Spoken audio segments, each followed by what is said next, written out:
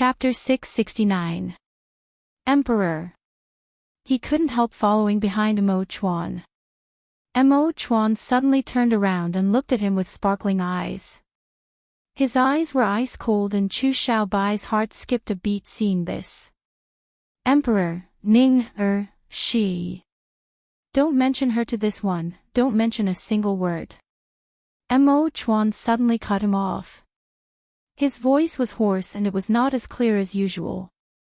He forcefully pressed down on his chest, but he couldn't stop the heart-tearing pain. Suddenly, he felt a sweetness in his throat.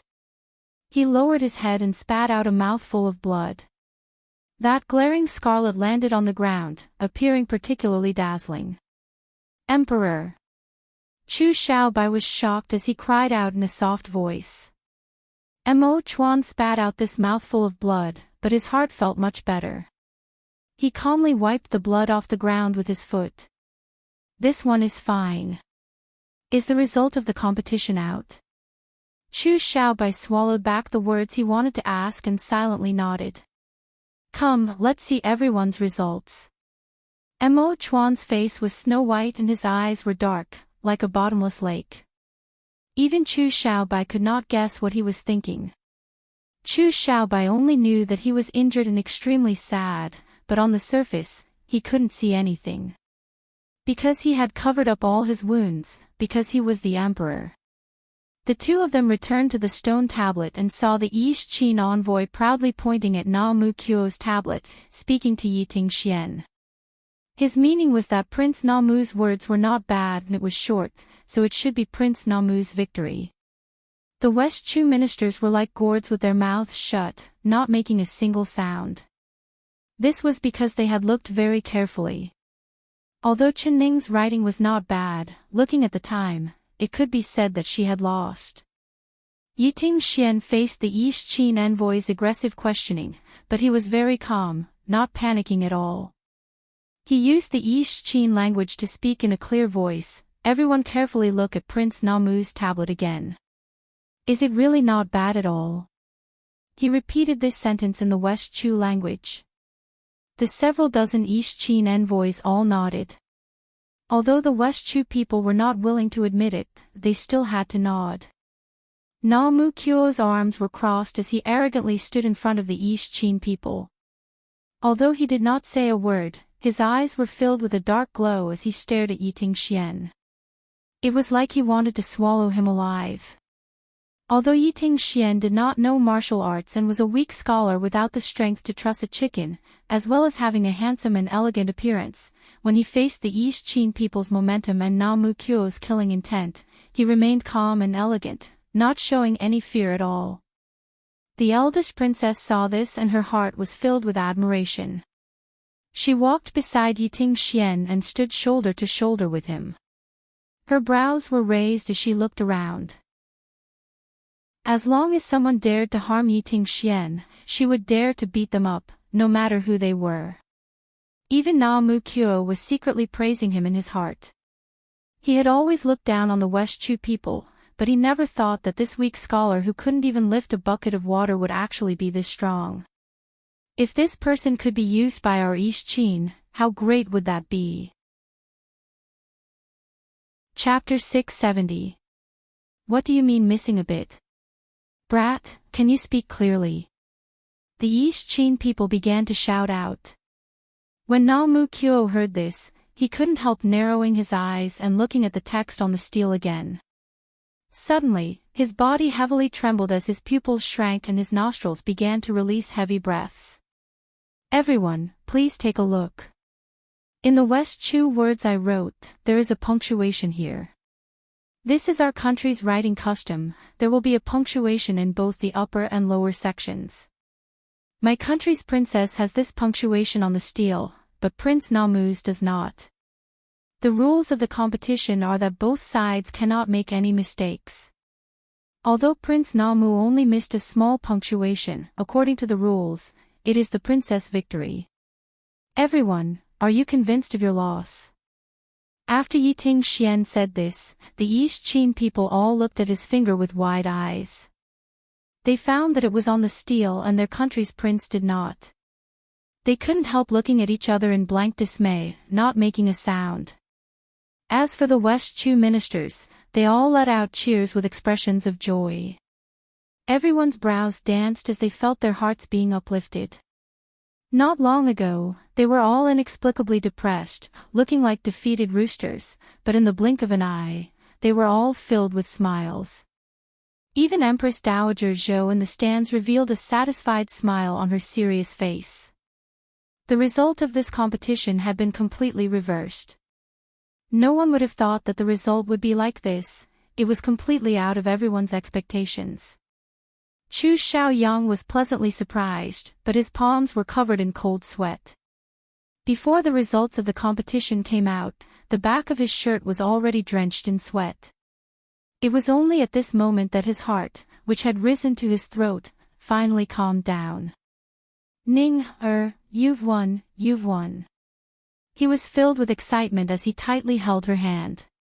If it wasn't for everyone watching, he would have pulled her into his embrace. Chen Ning only gave a soft sound. Towards this result, she was not surprised at all. This was because Yiting Xian had already given her a hint and she understood this hint. Na Mu Qiu lost because he was too arrogant, but in terms of true strength, he was not below her. Her win this time could be said to be due to luck. Compared to the excitement of the West Chu ministers, the East Qin people all had faces filled with dissatisfaction. They felt that they had lost unjustly. Wasn't it just a full stop? What did it count for? These West Chu people had actually dug a trap for the Crown Prince to jump in. This was truly a trap. Your Highness, the West Chu people are too sly. We can't admit defeat. Your Highness, you can't let this go like this. We can't let this go. Your Highness, we can't let this go like this. We have to ask their emperor for justice. The East Qin envoys surrounded Na Mu Qiu, filled with anger as they glared at Yiting Xian. They looked at Ning Ning. The envoys immediately shut their mouths and quietly waited for the Crown Prince to make his decision. A win is a win, a loss is a loss. I, Na Mu Qiu, have always been honest and upright. I've never been a shameless person. This prince admits that I've lost this competition. Na said in na, and mu na. Chapter 671. Although Na Mu Qiu admitted defeat, his position in the hearts of the East Qin envoys had increased by a level. The West Chu ministers all gave a thumbs up to Na Mu Qiu's attitude of admitting defeat because they were lucky to win this round. If Na Mu Qiu insisted on not admitting defeat, they would not have been able to do anything. But the one the ministers praised the most was naturally the one who won the first round of the West Chu competition. They all congratulated Chu Xiaoyang, praising him for marrying an intelligent princess. Not only was she smart, but she was also beautiful. They were filled with envy. Chu Xiaoyang felt that he had never been this glorious in his life before. All the glory and favor he had received could not compare to today. Although everyone was praising his princess, in his ears, it made him feel even more happy than praising him. Chu Xiaoyang's eyes were filled with joy. His heart was filled with joy. Ning, this king being able to marry you is the greatest blessing of my life. While he was receiving the congratulations of the ministers, he did not forget to find a chance to whisper in her ear. His eyes were filled with joy. Chen Ning bit her lower lip and did not say a word. Chu Xiaoyang was so excited that his face was red, but her face was very pale. Even her lips had lost their color. Chu Xiaoyang saw this and couldn't help feeling his heart ache. He held her hand and felt that her fingertips were ice cold. Ning, you're still injured. Since we've already won, let's go back to the palace. This king will find the best doctor to treat your injuries. He was a little impatient to bring her away from here. He could see several gazes filled with enmity and jealousy looking at him. He could also see Na Mu Qiu's beast-like eyes staring at her without blinking, filled with ambition. This made him feel a chill run down his spine. He felt her fingers gently tremble in his palm. He wanted to pull back, but he quickly tightened his grip. Ning, this king has already done what you wanted this king to do. This king hopes that you can also do what you promised. He whispered in her ear. She seemed to feel Na Mu Kyo's overbearing gaze and raised her head. As expected, she met Na Mu Kyo's gaze head-on. Na Mu Kyo grinned at her, his snow-white teeth glistening in the sunlight like a beautiful cheetah. She frowned slightly. He had clearly lost, and the agreement between them was invalid. Why was he still smiling so brightly? However, she did not want to guess what Na Mu Kyo was thinking. After the competition, she had used up a large amount of physical and mental energy. Right now, her head was dizzy and she just wanted to find a place to lie down and have a good sleep. Chu Xiaoyang, take me away from here. I want to find a quiet place to sleep, my head really hurts. She closed her eyes and felt that the noise around her was making her head hurt even more. Since fate's hand pushed her to Chu Xiaoyang's side again, then it was him. She was really tired now, so tired that she didn't have the strength to fight against fate. All right, I'll immediately take you away. Chu Xiaoyang's heart filled with wild joy. He understood the meaning behind her words. She did not go back on her word. After so many twists and turns, just when he thought he would lose her, she actually returned to his side. There was nothing in this world that made him happier than this. Chapter 672. Third brother, where are you going? A white-clothed figure suddenly appeared in front of him. Chu Xiaoyang looked over and saw that it was Chu Xiaobai. He snappily said, Xiaobai, move aside. Your third sister-in-law isn't feeling well, so this king wants to take her away from here. Is third sister-in-law not feeling well? Chu Xiaobai looked at her and found that her face was very white. That pair of eyes that always shined were covered by her long eyelashes and he could not see her expression at all. The wind blew through her hair, and strands of it danced around her face. Chu Xiaoyang helped her put her hair behind her ears. His actions were very considerate and she did not dodge his hand. Third sister-in-law, you are a great contributor to our West Chu country. Tonight the emperor will hold a large celebration banquet in the palace and this banquet is specially prepared for third sister-in-law. If you don't attend, the emperor and the ministers will be disappointed. Chu Xiaobai said in a sour voice. When he saw this scene, his heart was filled with an indescribable feeling. Especially when he thought of Mo Chuan spitting out a mouthful of blood and seeing her and Chu Xiaoyang's affectionate appearance, his heart was suddenly filled with depression. It was not for himself, but rather for the emperor. As long as she was happy, he would be willing to be hurt to make her happy. But how could he have thought that in just a few short days, she would suddenly change? If she didn't like the emperor, why would she provoke the emperor? Since she liked him, why didn't she like him to the end? What was going on between her and his third brother? Chu Xiaobai found that he was becoming more and more confused. He couldn't see through her and couldn't understand her. No wonder people say that a woman's heart was like a needle at the bottom of the sea, never being understood. Xiaobai, did you not hear me clearly? She's not feeling well, this king will bring her back to the palace to find a doctor. Chu Xiaoyang's voice was already filled with impatience. He really liked and loved his little brother Chu Xiaobai, but when he thought of how he had intimately called her Ning, and how she had called him Xiaobai, the thorns on his body stood up. Ning, your injuries. Chu Xiaobai looked at her pale lips and thought of the two deep scars on her wrists. The resentment in his heart instantly disappeared and there was only a deep sense of pity for her. He couldn't help taking a step forward, but Chu Xiaoyang had already moved in front of her, cutting off his line of sight of her. Chu Xiaobai, this king will clearly tell you one more time. The name Ning is not something you should call her. She is your third sister-in-law and will always be. I hope that you will abide by your duties. That way, you will still be this king's brother. You are still young, I don't want you to lose your mind because of something. Understand? Chu Xiaoyang stared at the other side. He could see the thing he didn't want to see the most from Chu Xiaobai's eyes, making him even more jealous.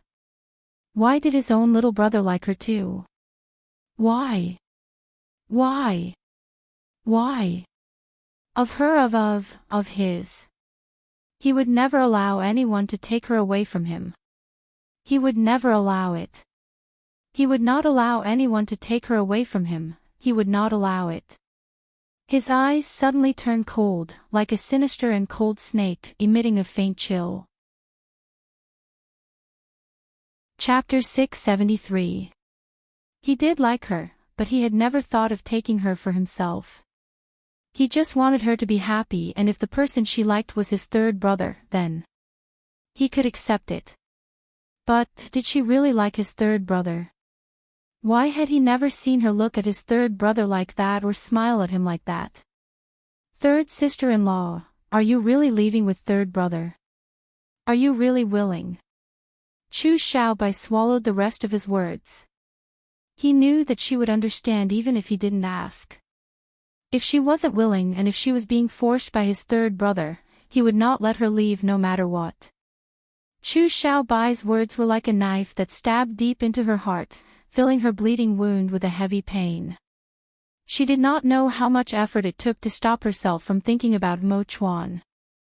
She really did not dare think about it, she did not even dare look at him.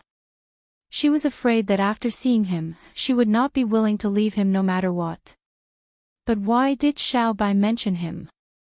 Could she really be willing? She was unwilling. So what if she was unwilling? She had already promised Chu Xiaoyang. If she dared go back on her word, Chu Xiaoyang would tear apart his face in front of everyone. He would even cause a scene in front of the East Qin envoys. What face would Mo Chuan have at that time? She did not care about her own reputation, but she cared about his reputation and prestige. He was the ruler of a country, a good emperor who was loved and respected by the West Chu citizens and ministers. She knew how much effort he had put into being a good emperor, and she knew that he had great ambitions, so she could not harm him no matter what. Since leaving him was the best way to love him, she could only leave him. Chen Ning looked up. Her eyes were like water and her eyes were like ice. Her strange eyes made Chu Xiaobai's heart turn cold. He is my husband and I am his princess, of course I have to be with him. As for my injuries, naturally my husband will take care of me, there is no need for others to worry about me.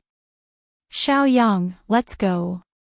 She reached out her hand and took the initiative to hold Chu Xiaoyang's hand.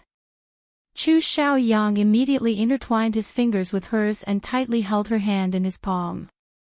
He raised his chin and looked at Chu Xiaobai with a victorious gaze. Xiaobai, did you hear your third sister-in-law's words clearly? Do you need this king to repeat it for you? Chu Xiaobai's face went from red to white and from white to green. He stared at Chen Ning, not daring to believe that these words had come from her mouth. Under the moonlight, in the flower forest, the scene of her and Mo Chuan kissing was deeply imprinted in his mind. The scene of her kissing Mo Chuan under the moonlight was deeply imprinted in his mind. But in the blink of an eye, everything had changed. In her mouth, Mo Chuan and himself had become bystanders. She only had third brother in her eyes. It was said that women were fickle and she was not an exception. Listen. I understand. This is a matter between you and your wife. I'm just worrying about it. Third brother and third sister-in-law, I wish you a happy marriage and a happy life together. After taking 2 steps, he suddenly turned around and walked back to her with large strides. He held out his hand to her. Chapter 674. Chu Xiaobai gave a bitter smile. His eyes went past Chu Xiaoyang and fell onto Chen Ning's face behind him. Third sister-in-law, since you've already decided to be with third brother, then you won't need the imperial edict this little brother asked for. How about you give it back to this little brother and let this little brother return it to its rightful owner? Return it to where it came from." At this moment, he suddenly felt his heart ache for the emperor. He suddenly understood the emperor's mood and why he suddenly spat out a mouthful of blood. Seeing her ruthlessly fall out like this, even his chest was filled with blood and he almost spat out blood. Not to mention the emperor who had never been moved, but once he was moved, he would not be happy even in death. The emperor must have been hurt by her and was in extreme pain. He stared at her and wanted to hate her, but seeing her beautiful face, he couldn't bring himself to hate her. He could only help the emperor take back the heart he had given her. Chen Ning once again raised her long and dense lashes. She stared at him with her dark eyes. She slowly said, "That imperial edict. It's already gone. It's gone. I burned it with my own hands. It turned into ashes and disappeared with the wind. I can't find it anymore." Chu Xiaobai stared at her. He hoped that she was lying to him and that not a single word she said was true. That was the freedom she had longed for. How could she personally burn it? Could it be that she had been acting before? The person she truly liked was not the emperor, but rather his third brother. Laughable, truly laughable. Chu Xiaobai felt that he had done a very stupid thing. He actually felt that she was not happy and was not happy, yet he desperately wanted to help her obtain the freedom and happiness she wanted. In her eyes, he must be the #1 fool in the world, right? She must have been secretly laughing at him a long time ago. Chu Xiaobai's eyes filled with heat. He had treated her wholeheartedly, but she had even played with him. Playing with the emperor and himself like this, it was very interesting for her, wasn't it? He really wanted to question her loudly, but his lips moved, and he didn't say a word. She had never given him any promises and she had never given him a single chance. From beginning to end, it was all his wishful thinking. It was him who was infatuated with her, it was him who was willing to work like a horse for her, it was him who thought of ways to make her smile. She had never asked anything of him and everything he had done was something he was willing to do. Therefore, he had no right and no reason to question her. Chu Xiaobai did not say anything. He just turned around and silently left. He didn't turn around, so he didn't know that after he turned around, she was like a leaf, floating to the ground. Chu Xiaoyang reached out to catch her. He picked up the fainted her and quickly left the field. Chu Xiaochu ministers were all filled with joy. He picked her up from the ground and quickly left the field.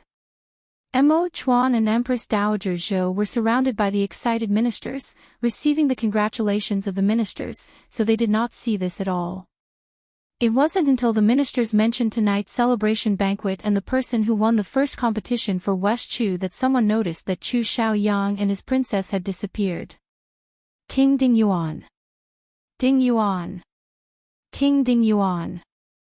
Not only is His Highness gone, even the princess consort is gone. Could they have left? Chapter 675. Mo Chuan had an indifferent expression as he sat on the dragon throne, facing the joyful ministers. As the emperor, his lips curled up, revealing a faint smile. The ministers were already used to his indifferent expression. Being able to see a faint smile on the emperor's face was already a rare thing. No one knew how much strength Mo Chuan used to make himself smile and no one could see his strange expression. No one knew that under his smile, his heart was bleeding.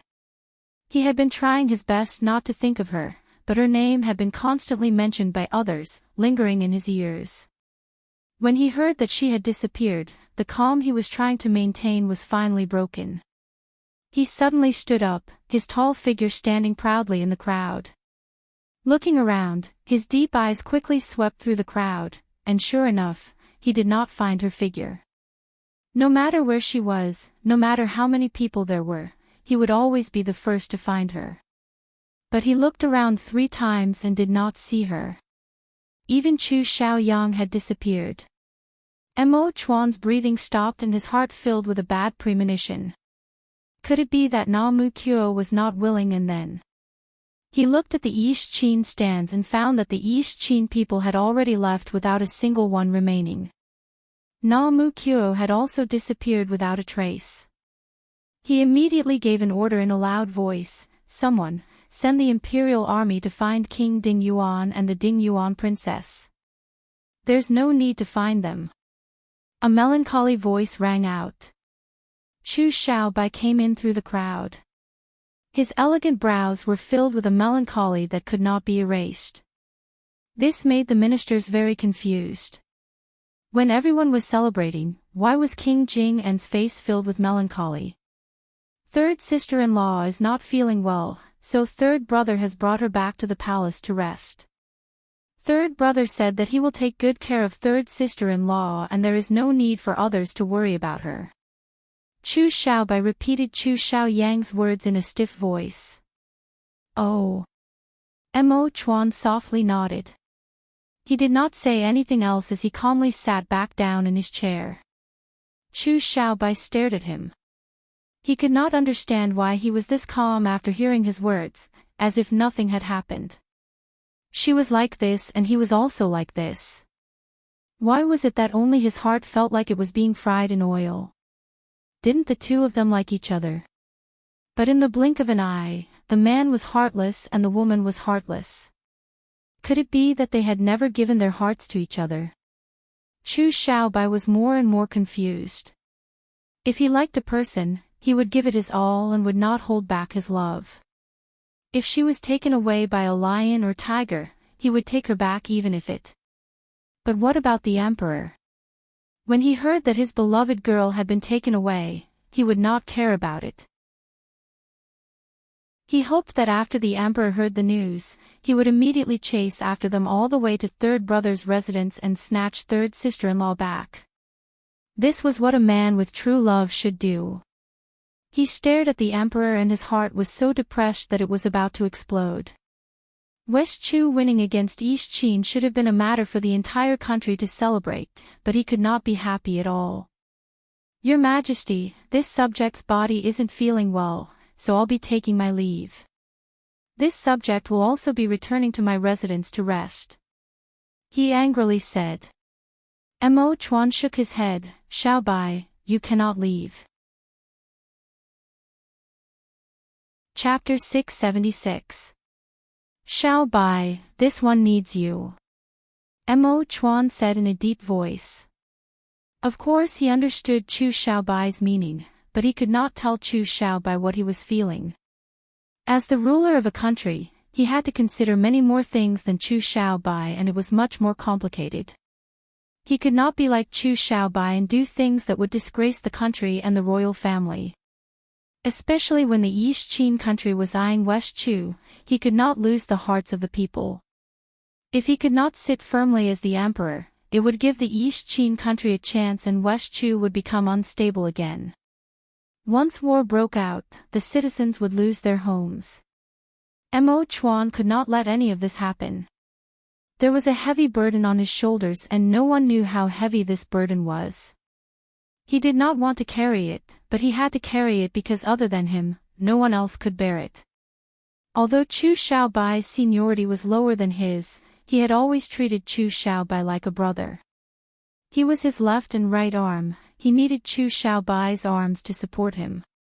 He had already lost his most beloved girl. If he lost his best brother, he did not know if he would have the strength to stand up and pass this crisis. He was a human, not a god.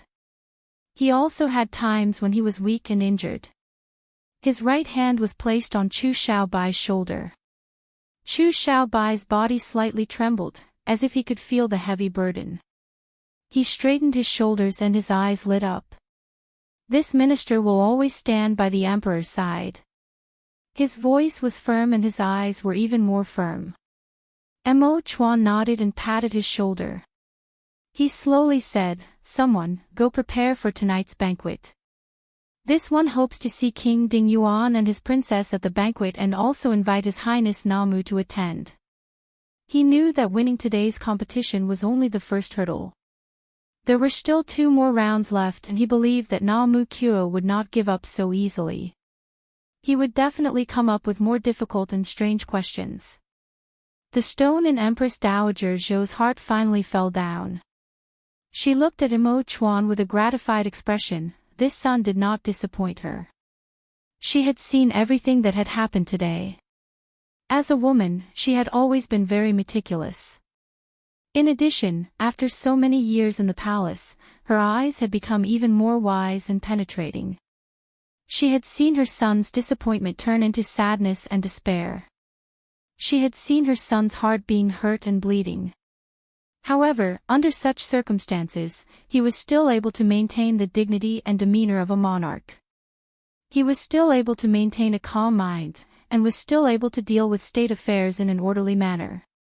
This was enough to show that he was becoming more and more mature, and had more and more of the forbearance, calmness, and decisiveness that an emperor needed. As for her son's injuries, Empress Dowager Zhou believed that he would definitely recover in the future. Emperor Xiao Bai.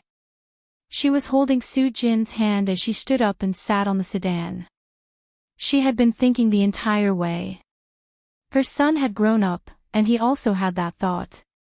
It was time for her to make plans for her son.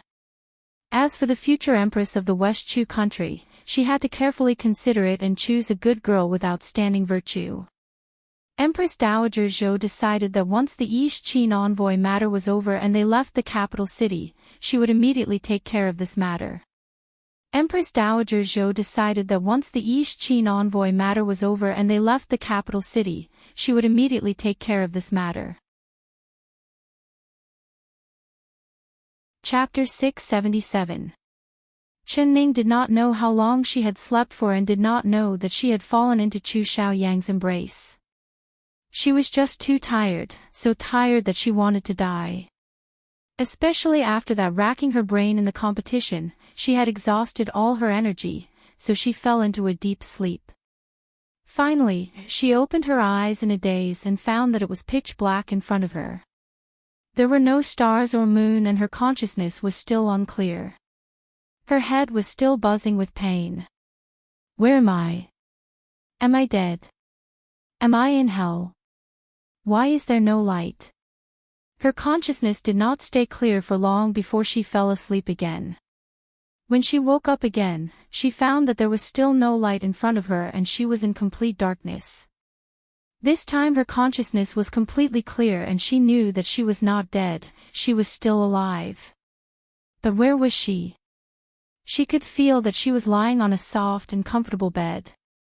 Her body was covered with a quilt, and the silky material stuck to her delicate skin. It was smooth, soft, and very comfortable. So the reason I can't see anything is because it is night and there is no light in the room. She thought in her heart. She knit her brows and thought of the last scene before she lost consciousness. She saw Chu Xiaobai's resolute figure and then she did not know anything else. Then was she brought back to the king's palace by Chu Xiaoyang. This was the flowing cloud pavilion. Chun Tao. Xia He. She raised her voice and shouted. She did not like the dark, especially this kind of darkness where there was no light at all. She was used to having a candle lit by the bed even when she was asleep, releasing a faint yellow light. There was no response. Her shout echoed in the air and there was not a single sound around her. Chen Ning suddenly realized that something was wrong. Because she could not hear anything. Although the flowing cloud pavilion was quiet, she would often hear the sound of the wind knocking on the window lattice at night. There would be crickets chirping outside the window and the night wind would bring a faint flower fragrance. Everything there was alive and the air was flowing. But she felt that there was a deathly aura around her. There was no wind, no flowing air, no crickets chirping, and no flower fragrance. All she could smell was a heavy smell. She suddenly sat up on the bed and wanted to get off the bed. She suddenly heard a clear clanging sound, like the sound of metal striking against metal. Following that, her wrists were tightened and she was pulled back onto the bed by something. She was shocked and reached out to touch it. She found that there were actually 2 iron chains that were firmly tied around her wrists. She moved her feet and found that both of her ankles were also tied by iron chains. The chains weren't long or thick, but they were extremely sturdy. They bound her to the bed with her body spread out in all directions. She was filled with shock and anger. It was clear that she had been imprisoned by someone. "Is there anyone? Let me go. Chu Xiaoyang, was it you? Why did you lock me here? Chu Xiaoyang," she shouted through gritted teeth. Her voice echoed in the dark room, again and again. She called until her voice was hoarse, but no one answered her. Her throat was dry and painful, and she could no longer make a sound. She tried her best to open her eyes in the dark, but she still could not see anything. She panted heavily, and her heart was filled with fear. The fear of losing her freedom made her feel despair from the bottom of her heart. Chapter 678. If it's not Chu Xiaoyang, then it's Na Mu Qiu. It had to be one of the 2 of them. Chen Ning slowly calmed down and her brain recovered its ability to think. She quickly made a decision. She laid there without moving. Although she couldn't see anything, her eyes were wide open as she looked up. Her mind was quickly working. No matter who it was, she had to think of a way to get out of this situation. Suddenly, her ears twitched as she heard light footsteps coming from afar. Although the footsteps were very light and far away, this place was too quiet. It was so quiet that she could hear a pin drop on the ground. The footsteps became louder and louder, becoming clearer and clearer. The person walking seemed to be unsteady as they stumbled. Their footsteps were light and heavy. She couldn't help feeling suspicious. If it was Na Mu Qiu or Chu Xiaoyang, they were both Qigong experts and could walk silently, so how could she hear them? The footsteps stopped and then there was the sound of a key being opened, which was very clear in the darkness. Following this, she heard a heavy creaking sound as the door was slowly pushed open. A gust of damp air came in, carrying with it a rotten smell. "Go in." A clear voice rang out and then there was the sound of staggering footsteps rushing into the room. Hearing this familiar voice, Chen Ning's heart sunk. It was Chu Xiaoyang. Compared to Chu Xiaoyang, she would rather fall into Na Mu Qiu's hands. She would rather be imprisoned by Na Mu Qiu. This was because Chu Xiaoyang was a completely unpredictable person to her. She never would have dreamed that after sleeping for a bit, she would be tied to the bed like a prisoner when she woke up. She bit her lips and silently laid on the bed, not making a sound. Your Highness, what is this place? What can this old man see?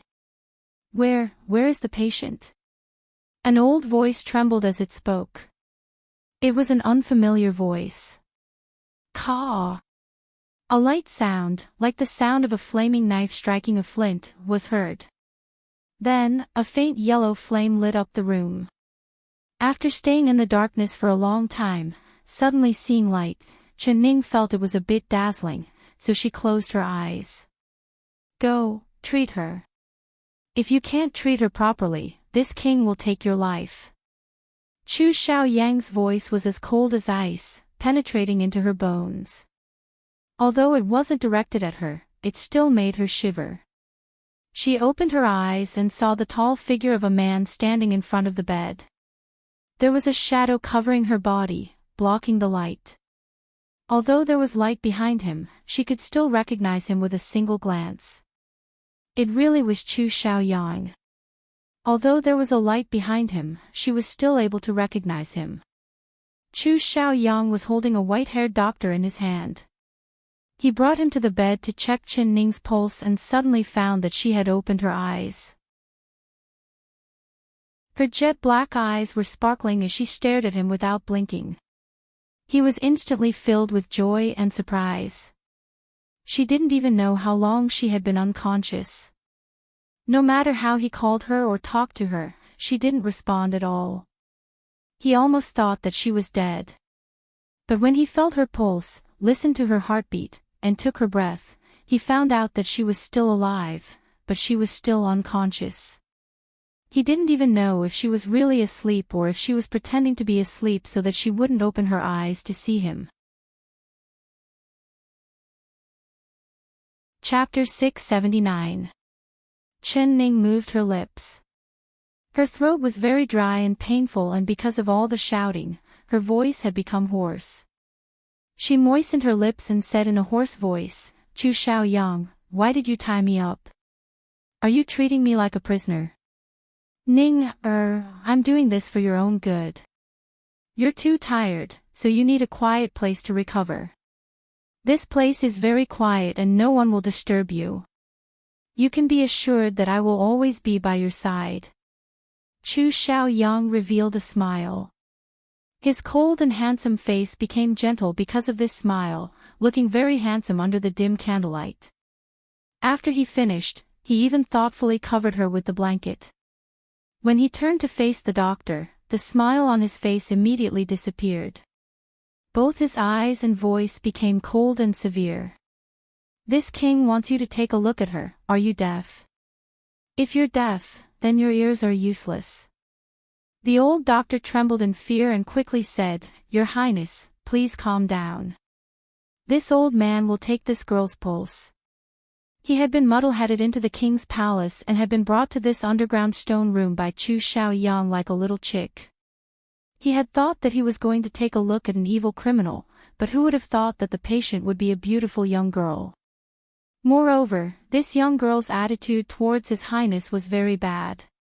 Not only was His Highness not angry, he even gave her a pleasant smile. He unknowingly fell into a daze and began to guess the relationship between the two of them. After being reprimanded by Chu Xiaoyang, how could he dare keep looking? He immediately put down the medicine pillow and placed it under Chen Ning's wrist. When he was about to take her pulse, he suddenly found that her white as jade wrist was wrapped in a thick layer of gauze and there was a chain tied to it.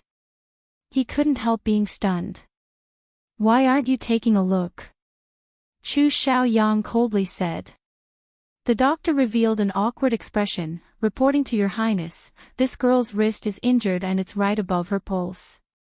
This old man wants to take a look at this girl's injury first. What does Your Highness think? Quickly look." Chu Xiaoyang impatiently reprimanded. Don't look at how the doctor he had caught was the most famous doctor in the capital, but he did not look at the other side's medical skills at all. They were all people with false reputations. How could they compare to the doctors in the palace? However, he could not alert the imperial physician or else news of her would definitely be leaked. The doctor carefully took off the gauze on Chen Ning's wrist. Seeing the deep wound, he instantly took a cold breath. He couldn't help looking at Chen Ning's face a few more times. To have such a deep wound on her blood vessels, just how much blood did this girl lose? No wonder her body was so weak and her face was so pale. Paw! Suddenly, he received a heavy slap on his face. The slap made him see stars and he couldn't tell north from south. Ning, this bastard! With a sound, Chu, Chu, Chu, Chen, Ning, Chen, Shi. Chen, Chen, Chen, Shi, Chen, Shi Ning. Our Chen, Chu, he. Chen Ning couldn't take it anymore and said in a hoarse voice, "Chu Xiaoyang, can you not hurt people anymore?" Chu Xiaoyang gave a snort. Although he's old, his lust hasn't died. He actually dared to look at your face. Chapter 680. Oh. Then this king has wrongly blamed him. Dr. Yi, stand up. This king has wrongly hit you. Continue to take her pulse. Chu Xiaoyang grabbed the old doctor's collar and lifted him up from the ground. He even kindly waved his sleeves to help him brush off the dirt on his body. This respectful attitude made Dr. Ye's heart tremble. He said in a flattered voice, This old one doesn't dare. If you cure her illness, this king will heavily reward you. Chu Xiaoyang actually spoke to him in an amiable manner. Dr. Yi did not even dare raise his head.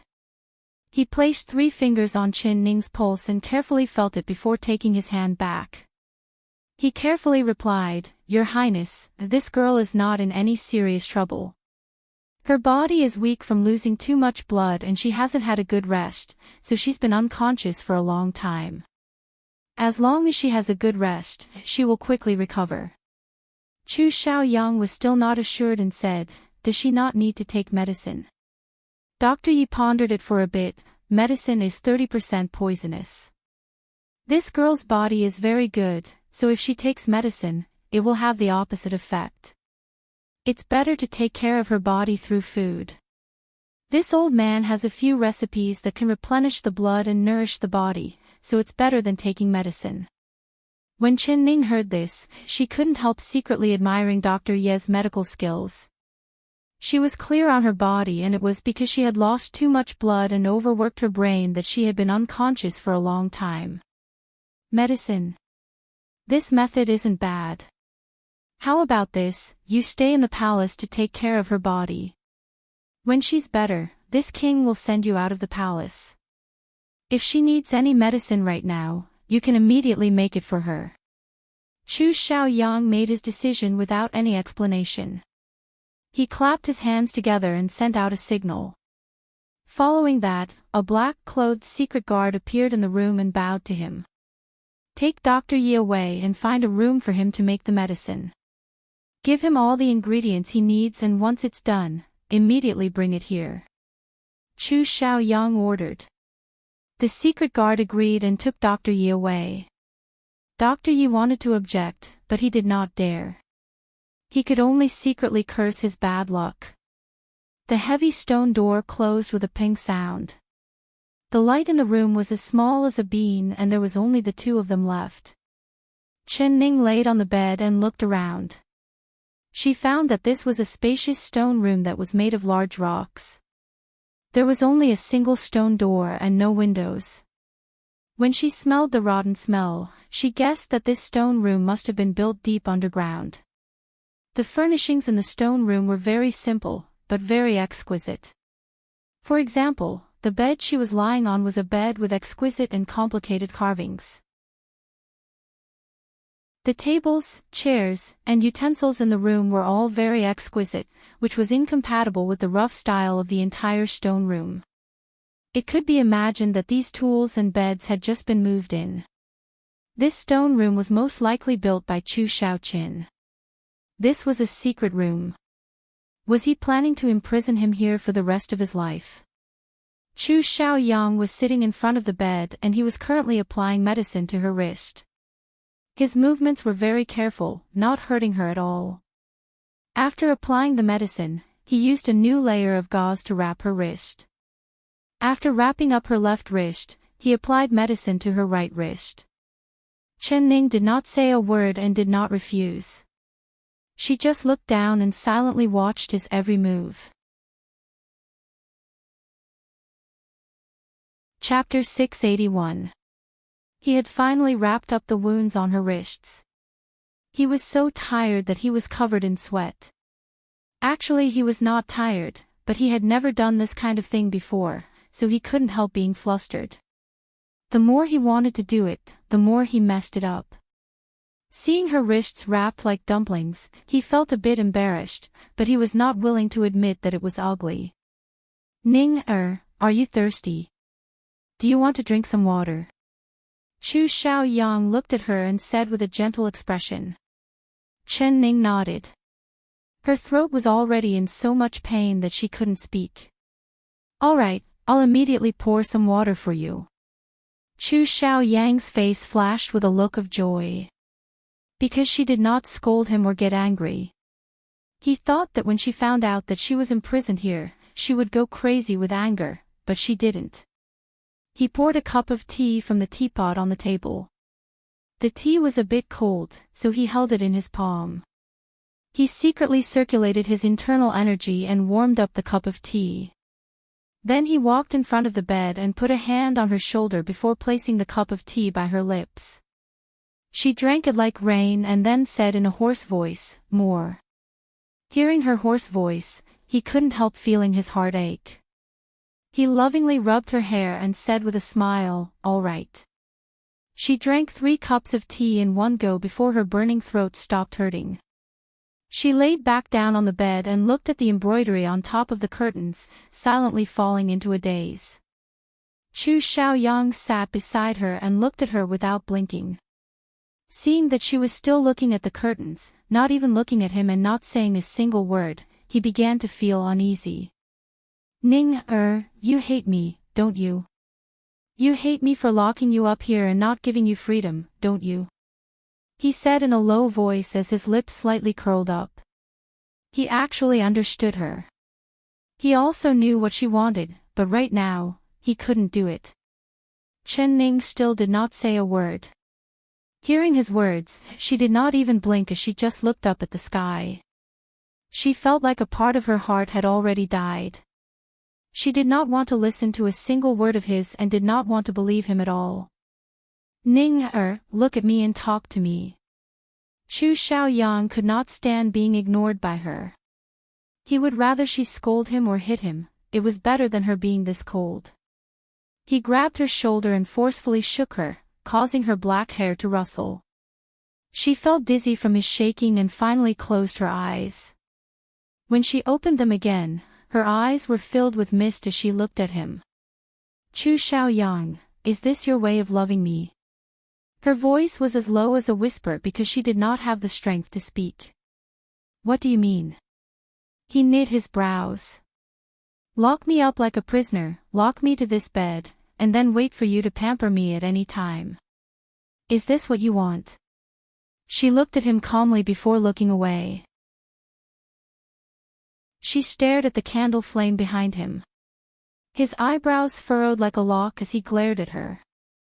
With a heavy sigh, he grabbed her chin and forced her to look at him. "Ning, I'm doing this for your own good. If I didn't do this, would you obediently stay by my side?" I.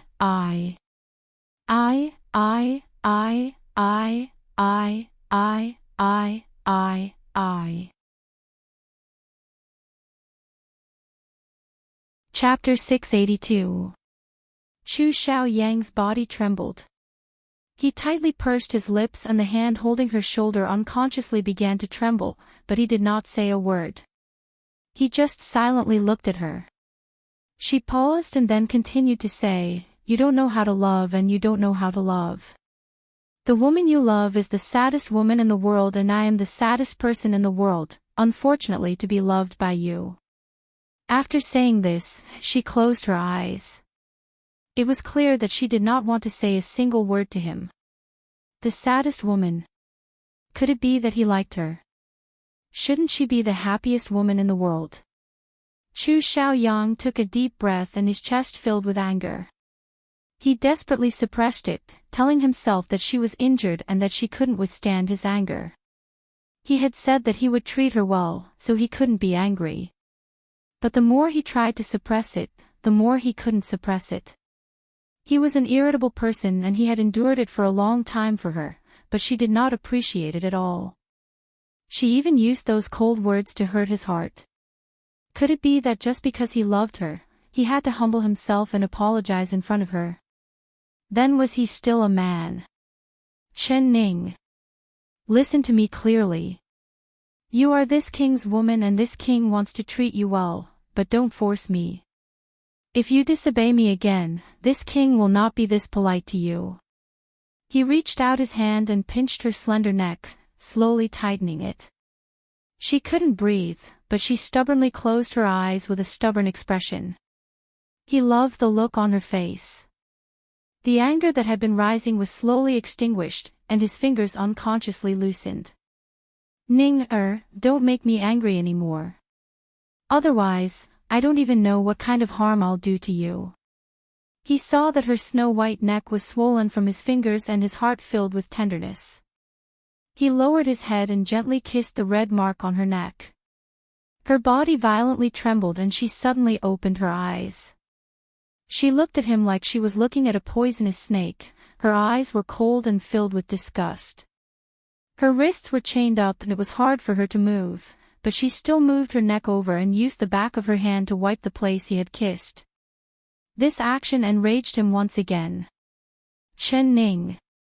This king kissed you and you're already this disgusted. If this king wanted you right now, what would you do? He fiercely grabbed her neck again.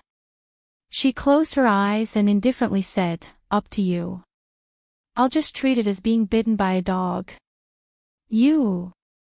His teeth creaked as he gritted them, wanting to strangle her to death. She had this ability. She could easily stir up the anger in his chest and make him as violent and furious as a lion, wishing that he could eat her up one bite at a time. With a chi-la sound, his hand that was strangling her neck landed on the front of her shirt. With a tug, he revealed her smooth skin and jade-like bones. But she lay flat on the bed, her eyes closed, her long eyelashes motionless. From the moment she found herself chained to the bed by him, she had guessed that this moment would come. She would not be able to escape him. Chu, Chen, Chu, Xiao, to said, Chin. Chen, his Chu, to Chen, S and Chin. Chen, to Chen, Chin. Chu Xiao Yang, if you want this body, then take it. It belongs to you in the first place. Chapter 683. The dim yellow candlelight shined on her body. The candlelight swayed and her skin released a jade-like luster. She laid there without moving, treating herself like she was already dead. Chu Xiao Yang's love for her was always a beast-like possession. He was not Mo Chuan. Mo Chuan respected and cared for her. She was very glad that she did not love the wrong person. Mo Chuan. Mo Chuan. She closed her eyes and silently said Mo Chuan's name in her heart. She had tried not to think of him, but at this time, her mind was filled with his figure. She thought of their first hug, their first kiss, and their first skin contact. He had always been very considerate of her feelings and treated her as if she was in the palm of his hand. His every move was very gentle, and when they were intimate, she could feel his love and tenderness. It was clear that she was willing, but he endured so much pain and didn't take that step. He said that he would leave the most beautiful moment for their nuptial chamber. Nuptial chamber. She would never have that beautiful day with him. Her long eyelashes slowly became wet. She heard Chu Xiao Yang's rapid breathing and heartbeat and felt his hot breath on her skin. Her skin began to tremble. It was not fear, but rather disgust. Ning Er, you're very beautiful, and your body is also very beautiful. It's like a budding flower waiting for someone to pluck it. I really hope that I can be your first man, but if I really take you in this kind of situation, am I still a man? She suddenly heard Chu Xiao Yang's voice. His voice was unexpectedly calm and she couldn't help opening her eyes. Under the candlelight, his deep eyes fell onto her face. They were dark and deep and she couldn't understand the emotions in his eyes at all. He pulled the quilt over her, and with his arms stretched out on either side of her, he leaned over her to look at her. I want to have you, but not now, not when you are chained to the bed by me. I chained you up because I care about you too much and I'm afraid of losing you. You don't know how afraid I am. He raised a hand and slowly stroked her face. His gaze was infatuated with her face, and his eyes were filled with deep love and heartache. Ning Er, you don't need to be afraid of me, I'm the one afraid of you. Don't you know that you hold all of my happiness and happiness in your hands? I'm really afraid of losing you. They all want to take you away from me, but you are mine, no one can take you away. As for you, you clearly love me. Why do you want to leave me? You like that man, don't you? You like him because he's the emperor, don't you? But don't you know that his throne should have been mine? Chu Xiaoyang suddenly became excited and his slightly trembling voice became louder. His eyes filled with blood and anger, just like a wild beast about to explode. Chen Ning's lips moved. No, the reason she liked Mo Chuan was not because he was the emperor, but because his love for her was something that he did not ask for in return. She bit her lips and did not say anything because she knew that if she praised Mo Chuan at this time, it would completely anger the man in front of her. Chapter 684. Another day, I will definitely tell you this secret, but not now. Ning, just obediently wait here for me to come back. You don't need to worry or be afraid, there will be people taking care of you after I leave. If you need anything, just shout and someone will help you get it. He got up and stood in front of the bed. He looked at her tightly closed lips and her tightly closed eyes, and he smiled maliciously. Ning, don't you want to ask where this king is going? She closed her eyes and turned a deaf ear. Hearing that he was going to leave, she let out a sigh of relief from the bottom of her heart. She did not want to know where he was going, she hoped that he would never come back. Chu Xiaoyang lowered his head and his lips almost touched her ear. With a gentle laugh, he said, "This king is going to the palace for a banquet. This is a celebration banquet that he has specially prepared for you and he has personally sent an imperial decree for this king to bring you along. Tell me, if he knew that you were locked in this deep underground stone room by this king, what kind of expression would he have? He wants to see you, but this king won't let him see you." Ha, ha, ha, ha, ha. He gave a proud laugh. Chen Ning forcefully bit her lips. Her body began to tremble from her anger and the blanket began to tremble. "Don't bite yourself, it will make my heart ache, my good Ning, He used his fingers to pry open her tightly closed lips and saw a smear of red on his fingertips. It was her blood, the blood that flowed out when she bit her lips. He smiled as he brought the blood-stained finger to his lips. Using the tip of his tongue to taste it, he praised, "Your blood is really sweet, I wonder if your lips will taste this sweet. If it wasn't for the fact that it's almost time, this king would really want to taste you." He stood up and gave another loud laugh. His laughter echoed in the stone room. This king can't wait to enter the palace right now. This king wants to personally tell him that the woman he wants to see the most and his most beloved woman can't come. I think his expression will be very interesting. Ning, wait for me to come back and I will tell you everything that happened in the palace banquet. Especially that man, this king wants to see how proud he is. After he said this, he walked out with large steps. The heavy stone door closed behind him, releasing a heavy sound. Chu Xiaoyang left for a long time. She slowly opened her eyes. The room was lit by a small lamp, releasing a dim light. Although the light was weak, it was much better than the darkness from before. She stared blankly at the ceiling above her head. Through the curtains, she could see thick and heavy rocks. This stone room must have been built very sturdily. Not to mention that her limbs were chained up, even if she could move freely, there was no way she could escape from here. Not to mention the fact that she knew that Chu Xiaoyang had left guards outside to guard her. She could not escape. But was she going to let him lock her up here like a prisoner for the rest of her life? She would not give. She would not give. Although he didn't take her body by force, it didn't mean that he didn't want to. As long as she stayed here, sooner or later she would become his possession, his plaything. She would lose her dignity as a human being. Although her limbs were locked and her body had lost its freedom, her mind was free. She would definitely be able to think of a way to get herself out of this predicament. Chapter 685. She knew that Chu Xiaoyang had already steeled his heart to lock her up here for the rest of her life.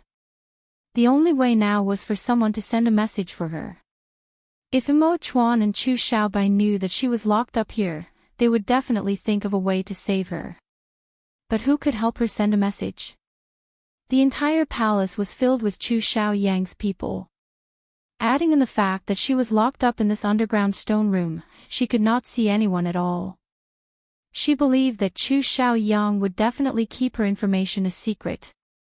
Suddenly, a light flashed in her mind and she thought of a person. That was Dr. Yi, who had taken her pulse not long ago.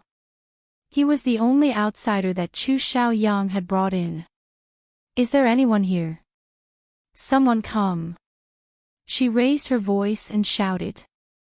Last time no one paid attention to her even if she shouted herself hoarse, but this time was different.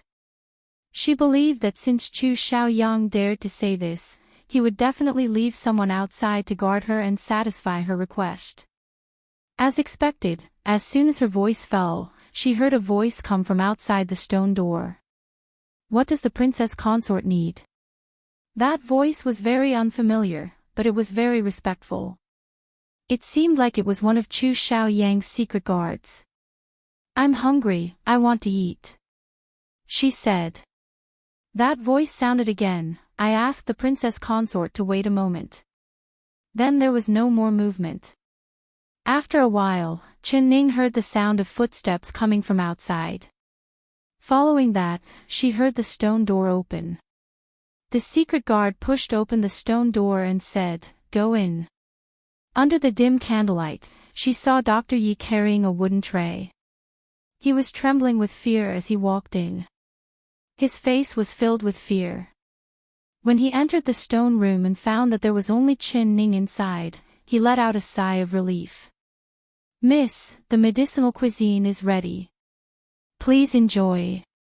Dr. Yi walked in front of the bed with the wooden tray, but he suddenly remembered that the other side's wrist was chained to the bed.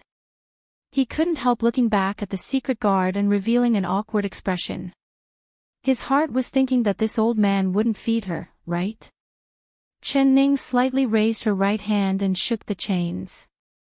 She coldly said to the secret guard behind Dr. Yi, "This princess wants to eat. Are you still not going to untie the chains on my wrist?" The secret guard hesitated for a bit before saying in a low voice, "Without His Highness' orders, this subordinate does not dare." "Very good, then you can feed this princess." Chen Ning did not force it as she spoke in a soft voice. The secret guard's heart skipped a beat. He secretly thought that this was a woman that His Highness regarded as his eyes. Other men would be slapped if they even looked at her, but he still dared to feed her. If His Highness knew of this, he would definitely cut off his head. When His Highness left, he told me that if this princess needed anything, I just had to say it. Now that this princess wants to eat, you're using all sorts of excuses to refuse this princess' request. Once His Highness returns, I will tell His Highness everything. Chen's face turned serious and she put on the princess's stance. The secret guard's heart was filled with bitterness, but if he was told to let Chen Ning go, he wouldn't dare even if he was given 120 times more courage. "I'm not asking you to let me go. I'm just asking you to unlock the chain on my right hand. Is that not okay? I am just a weak girl without the strength to truss a chicken and I don't know any martial arts. Could it be that I can still run?" The secret guard thought about it. There was only a girl and an old man in this stone room and they didn't know any martial arts. Would he be afraid of them flying into the sky? Chapter 686. The secret guard took out a small lock from his waist and unlocked the shackles on her right wrist before moving to the side. He was still very careful, not daring to be careless at all. Although he had unlocked one of her shackles, he still stared at her without blinking, afraid that she would make any strange movements. Chen Ning moved her wrist and supported herself up from the bed. She said to Dr. Yi, "Dr. Yi, it's hard for me to move, so I'll have to trouble you to bring the bowl of porridge closer." Dr. Yi said, "Yes, Princess Consort." He took 2 steps forward with the wooden plate and his attitude instantly became very respectful. He had thought that the girl on the bed had been kidnapped by His Highness, so he had been chained up. But when he heard the secret guard call her princess consort, he realized the other side's identity and did not dare to act rashly. Chen Ning saw that he was blocking the secret guard's line of sight. She picked up the spoon and tapped the bowl of porridge. She said, "This porridge is too hot, how can it be eaten? Dr. Yi, I'll have to trouble you to blow on it a bit for this princess." "Yes, yes." Dr. Yi immediately blew on the porridge bowl. Chen Ning took this chance and dipped her finger into the soup in the bowl. She began to write on the wooden plate. "I beg you for one thing." She quickly wrote these 4 words. Then she looked up and stared at Dr. Yi without blinking. Dr. Ye's old eyes suddenly opened wide and he looked at Chen Ning with a look of panic. He quickly lowered his head and blew on the porridge, not bothering with the 4 words she wrote. Chen Ning knew that he was afraid of Chu Xiaoyang. Thinking about it, she took off the golden hairpin in her hair and pulled on his sleeve. Her eyes revealed a pleading look as she placed the golden hairpin in his sleeve. Dr. Ye's heart skipped a beat. He felt the weight in his sleeve and knew that the golden hairpin was a precious item. His eyes revealed a look of greed as he blinked at Chen Ning. Chen Ning knew that he agreed. She let out a sigh of relief and continued to write. "Please send a letter to King Jing'an's palace. Say that Ning is imprisoned in the underground stone room and please come save her." Dr. Yi saw these words and the wooden plate in his hand became unstable. The porridge knocked against the wooden plate and almost spilled out. She picked up the porridge and wiped away the words, not leaving a single trace. "Dr. Yi, what ingredients did you put in this soup? Why does it taste so bitter?" She said in a calm voice as she secretly pulled on Dr. Ye's sleeve. Dr. Yi finally came back to his senses. He looked at Chen Ning in a daze and licked his lips a few times. It's the yellow cattail, Panax note of ginseng, crane immortal grass, and schisandra. They are all blood-nourishing herbs and the taste is a bit bitter, but I understand. Dr. Yi wants to say that good medicine tastes bitter, right? Many thanks for Dr. Ye's efforts. Once this princess body recovers, I will heavily reward Dr. Yi. Chen Ning interrupted him and finished the porridge in a few bites. She placed the bowl back on the wooden plate and said to the secret guard, "This porridge is too bitter, I'm not used to it." Dr. Yi is a doctor who writes prescriptions, his medical skills are very high, having him do this kind of rough work for this princess is too unfair to him. Send someone to send Dr. Yi back and also write down the herbs that Dr. Yi mentioned. Have the palace's chefs make them. Chen said. Seeing Chen, he said, "Chen, Dr. Chen." After saying that, he walked forward and locked her right wrist. Chapter 687. Chen Ning gave an sound and then closed her eyes. The secret guard led Dr. Yi out of the stone room and locked the stone door. The footsteps of the two gradually faded away. She laid down on the bed and looked at the lamp on the table, letting out a faint sigh. Letting Dr. Yi help her send a message was the only method she could think of, but Dr. Yi could not be trusted. Whether he would help her send a message or not, she did not know and could not guess. The so-called money moves people's hearts. Perhaps Dr. Yi was a greedy person and would help her send a message for the sake of the golden hairpin. If he was as timid as a mouse and was afraid of Chu Xiaoyang, then he would turn around and sell her out. No matter what the result was, she had to take a gamble. Because this was her only chance. She did not let Dr. Yi go find Mo Chuan because she knew Dr. Yi was a commoner. He had no way of entering the palace and could not see Mo Chuan, but it was much easier to see Chu Xiaobai. She believed that once Chu Xiaobai knew of her situation, he would definitely come to save her. She had already done what she could, now all she had to do was wait. As for whether she could win this gamble or not, it was hard to predict. She decided not to guess the result of this gamble. She relaxed her mind and did not think about anything else, falling asleep not long after. At the same time, in the royal palace's Qing'an hall, it was filled with candles and wine. There was a grand banquet being held in the palace. In the large hall, there were all sorts of delicacies, fruits, and wine. The ministers were drinking the wine, tasting the delicacies, and enjoying the moving song and dance. Chu Xiaoyang was sitting in the middle of the crowd, looking very spirited and radiant. His purple robe made him look very handsome and outstanding. There were ministers coming to toast him from time to time, flattering him and praising him and his princess who was ill and could not attend the banquet. Everyone's praises almost drowned him. Speaking of this celebration banquet was set up for him in Ning. His face was filled with smiles as he drank the wine, appearing to be in a very good mood. He had never had this kind of glory in his life before. Although this glory was given to him by her, he also felt proud. This was because she was his princess. Everyone praising his princess made him happier than praising himself.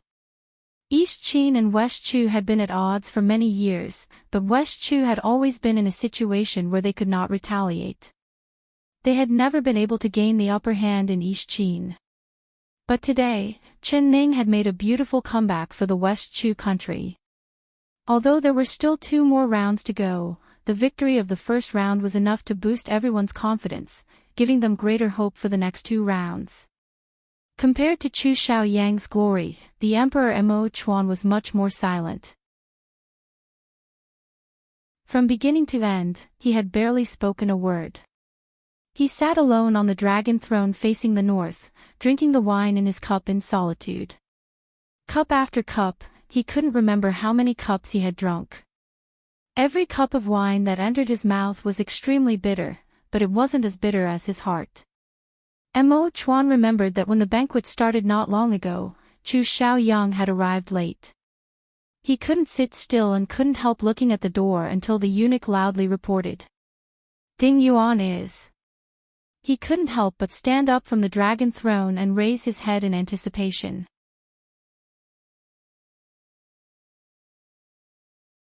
Chapter 688. Chu Xiaoyang's purple robe fluttered in the wind and his long eyebrows reached his temples. He walked straight to the throne and bowed to Mo Chuan. "Greetings to the Emperor." He raised his brows in a slightly provocative manner and his lips curled into a faint smile. His expression was not respectful at all. But Mo Chuan was not angry. "Xiaoyang, why is it only you? Didn't this one give the order for you to come with the princess?" He softly said. "Oh. The Emperor is asking about this minister's princess." Chu Xiaoyang shrugged his shoulders and casually said, "She is sick, so she can't come to the banquet. I've let down the Emperor's good intentions, I ask for the Emperor's forgiveness." "Sick? What illness?" Mo Chuan stared into his eyes and said. He didn't believe it. If she was really sick, would he still be smiling so happily?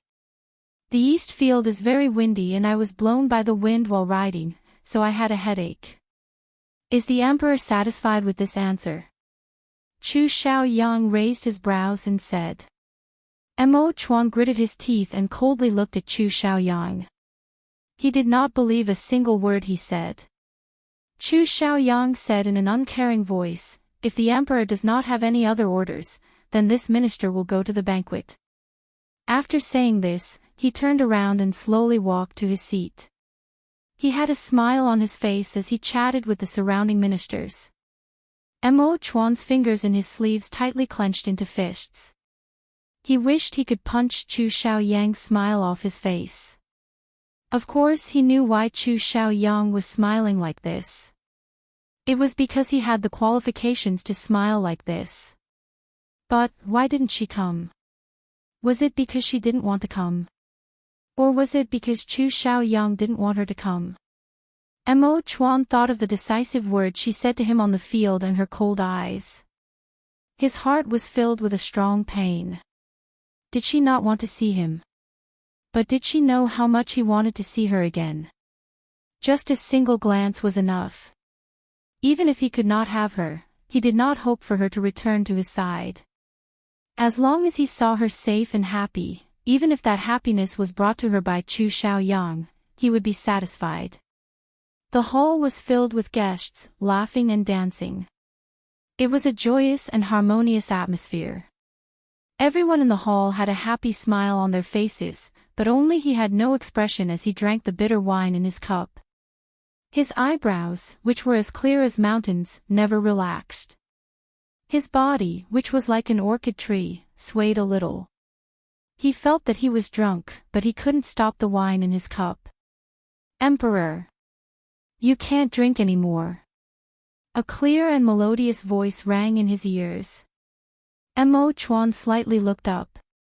In front of him was a white-clothed handsome youth who came forward to take the wine cup in his hand.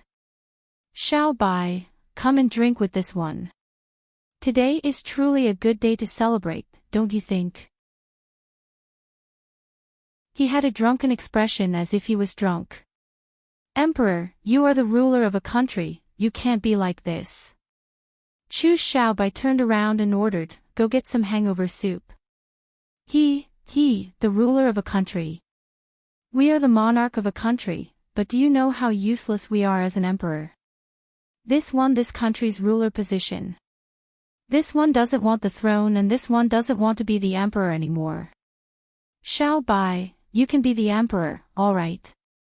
Mo Chuan suddenly looked up and smiled at Chu Xiaobai. He looked very drunk. His alcohol tolerance was very great, and adding in his deep internal energy, even if he drank 2 full jugs of wine, he would not be this drunk.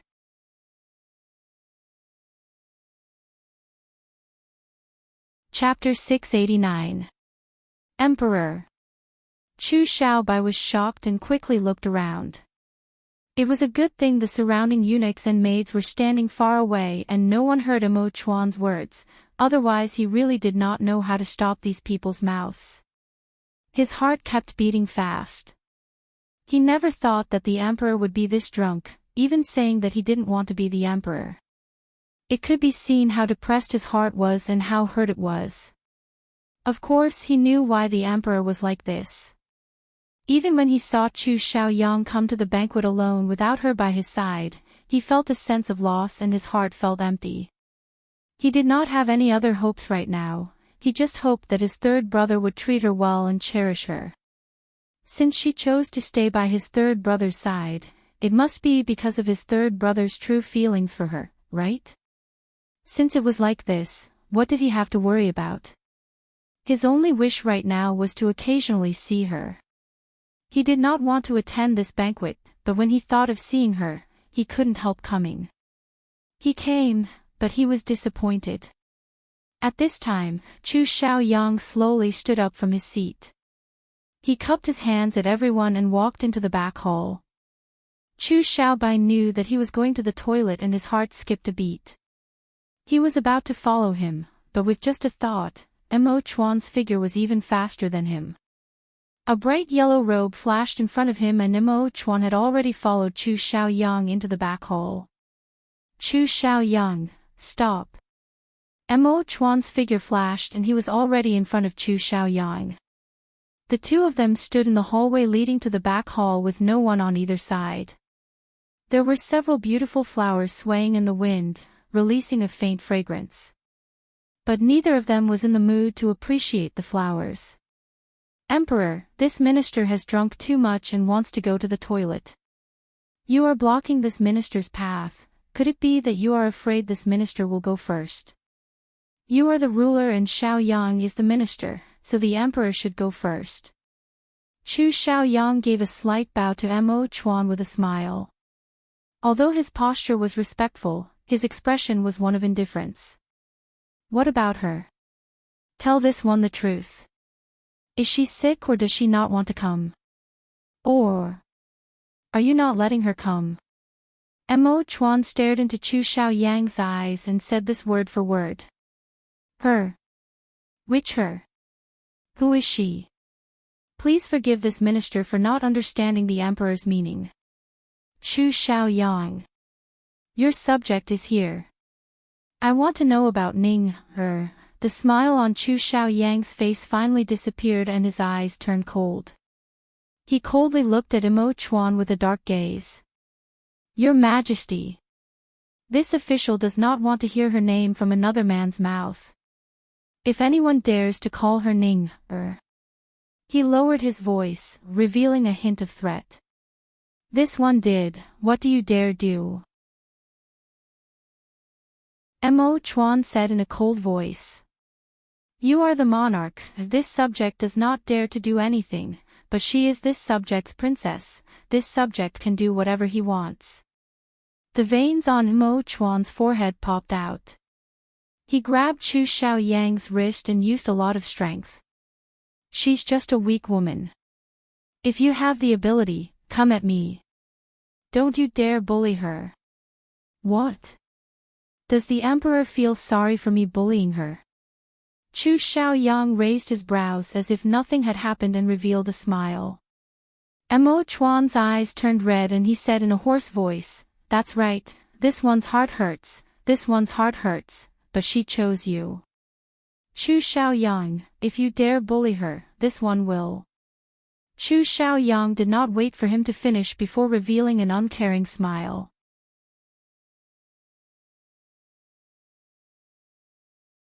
Chapter 690. Chu Xiaoyang's wrist made cracking sounds from Imo Chuan's grip, but he just stared right at Imo Chuan. His eyes were cold and his voice was filled with hatred. In this way, Your Majesty can openly snatch away the wife of an official, right? Just like how the emperor stole the throne that should have belonged to me. Very good, this minister is here. If the emperor wants to kill me, then kill me. Kill this minister and she will be yours. Now that I'm dead, you can sit on the throne in peace. He had held back these words for almost 10 years and he could finally say them out loud. His heart was filled with an indescribable joy. Even if he was going to be beheaded for saying these words, he did not care. Perhaps he had drunk too much, so he dared to say the words hidden in his heart under the influence of alcohol. Chu Xiaoyang. The anger in Imo Chuan's chest was ignited and it quickly reached his brain. His entire head was buzzing and the wine he had just drunk allowed him to speak without any fear. If you want the throne, I'll give it to you. If you want to be the emperor, you can be it. I don't want anything else, I just want her. Hearing this, Chu Xiaoyang was stunned. Then he began to laugh in a low voice. Your Majesty, is she actually more important than the throne in your heart?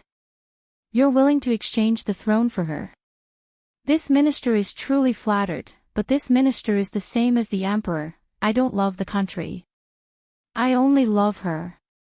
He laughed until tears came out, wiping them away as he laughed. The throne. It wasn't that he didn't want it, but he knew that with Empress Dowager Zhou here, there would never be a day where Chu Xiaoyang could become the emperor.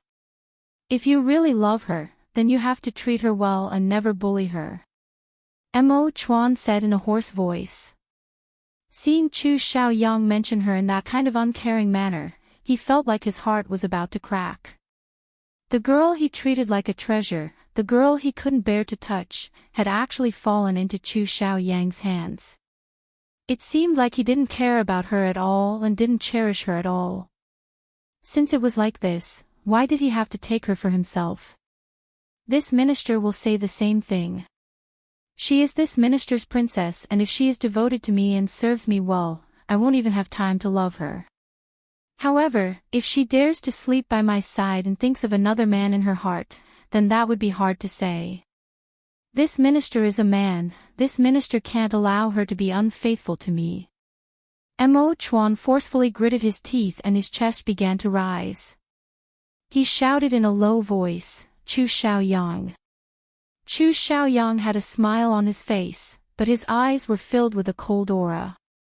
He said with a smile, if any man dares to have any ideas about her, call her name once and this minister will cut off a finger. If you call her twice, this minister will cut off 2 fingers. If that man doesn't know what's good for him and keeps calling me that, this official doesn't mind chopping off her 10 slender jade fingers. Even if she has no hands, she still has a beautiful face, and this official will continue to dote on her. If she dares to have a change of heart, this official will dig out her heart and feed it to the dogs. Shakes Mo's chest. Mo Chuan's heart. Chuan, King Mo, Chuan's eyes filled. Mo, a shaken ch's voice, Mo, was Chu. Mo, Chu, but the smile on his face did not decrease at all. A pair of eyes filled with hate stared right at Mo Chuan. This one will kill you right now. Mo Chuan's eyes turned blood red. His reason had already been burned to ashes by the wine and his anger. He was so angry that he just wanted to kill someone.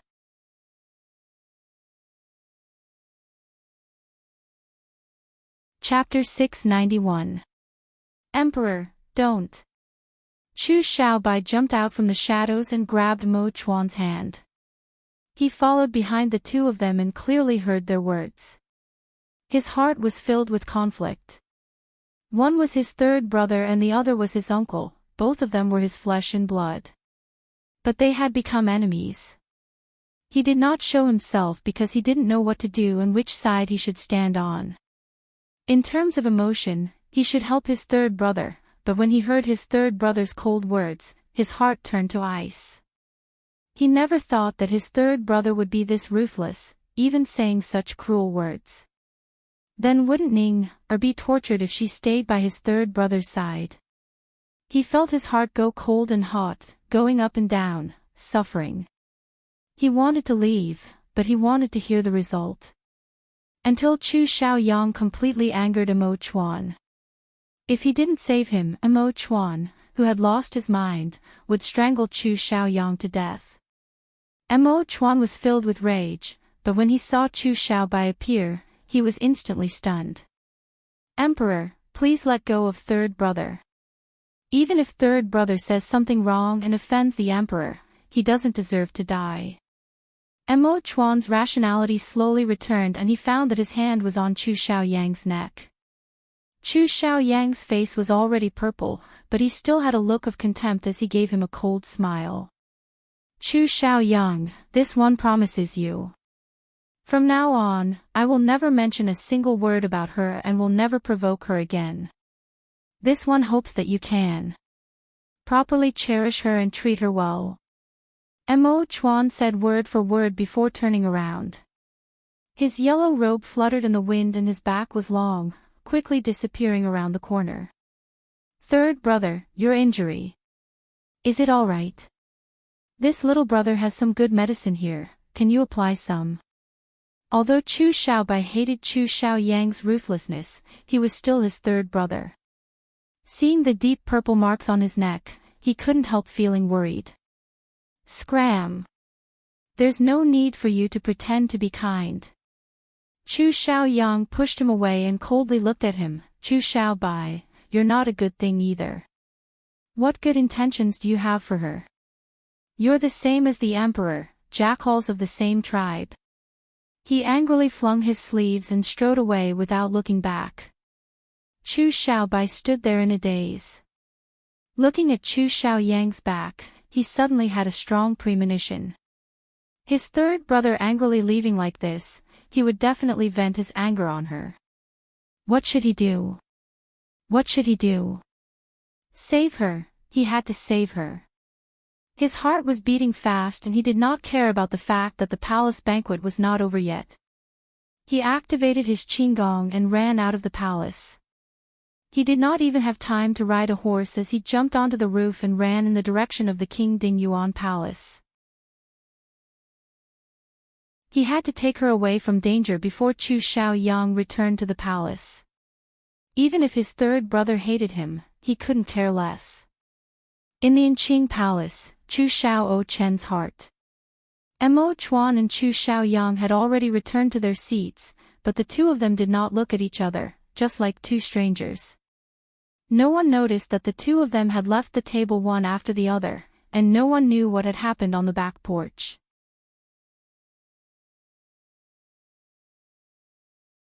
Chapter 692. After he drank a few cups of wine, his white jade-like face was covered in a faint glow. With the silk around his neck, he looked like a jade tree. Not only was it not strange, it made him look even more elegant. Mo Chuan thought that after Chu Xiaoyang was injured, he would angrily leave the palace. He never thought that he would be the same as him, returning to his seat and drinking with the ministers. He couldn't help feeling this was strange. Thinking about it, it was better if he didn't return to the palace. If he left in a fit of anger, perhaps he would vent his anger on her. He couldn't help feeling deep regret for his reckless actions. He shouldn't have angered Chu Xiaoyang even though he knew that he was an angry beast. The more he thought about her, the angrier Chu Xiaoyang would become. If he really wanted her good, he would never mention a single word about her in front of Chu Xiaoyang. It was all because of drinking. Mo Chuan was deeply alert. He pushed the wine cup far away and did not drink a single drop. His Highness the East Qin Crown Prince has arrived. Suddenly, a loud voice came from the entrance of the Anqing Palace, shocking all the West Chu ministers in the main hall. Everyone turned their heads and looked at the entrance of the main hall. Hearing the sound of boots, a tall black-clothed man appeared in front of everyone. He had a deep and handsome face and his black cloak fluttered in the night wind. He stood at the entrance of the main hall, like a goshawk spreading its wings, majestic and vigorous. It really is the East Qin Crown Prince. That's right. But why is he here? This is our West Chu country celebration banquet. He was defeated by our Dingyuan princess. If it was me, I wouldn't have the face to appear here. The ministers couldn't help whispering. Na Mu Kyo raised his head and puffed out his chest. His eagle-like eyes scanned the hall as if he was looking for someone. Although the ministers' voices were low, he heard every single word. He turned a deaf ear to them and ignored them. He quickly looked around and then walked forward. He walked in front of Mo Chuan's throne and bowed to pay his respects. Respected Emperor, Na Mu Kyo has come late, I ask for your forgiveness. Mo Chuan slightly raised his hand and said, Your Highness is too polite. For you to personally come to the banquet, it is a blessing. The two of them exchanged a few polite words before Na Mu Kyo sat down in the seat closest to Mo Chuan. Mo Chuan knew that there must be a reason for his sudden appearance, but he remained calm. He did not take the initiative to ask, rather he chatted with him about the East Qin country's customs. As expected, after a few random words, Na Mu Kyo began to lose his cool. Your Majesty, I've heard that this palace banquet is being held for your country's Dingyuan princess, but why haven't I seen her? According to King Dingyuan, the princess is not feeling well, so she can't attend. Mo Chuan calmly replied as he looked at Chu Xiaoyang. When Na Mu Kyo heard this, he looked at him. He clapped his hands and the servant behind him immediately took out a brocade box. He placed it in front of Mo Chuan and then opened it in front of everyone. This prince has 1,000-year-old snow ginseng here. It is very rare and can cure all kinds of illnesses. This prince wants to give it to the princess. I believe that after she eats this snow ginseng, she will be completely cured. What? 1,000-year-old ginseng?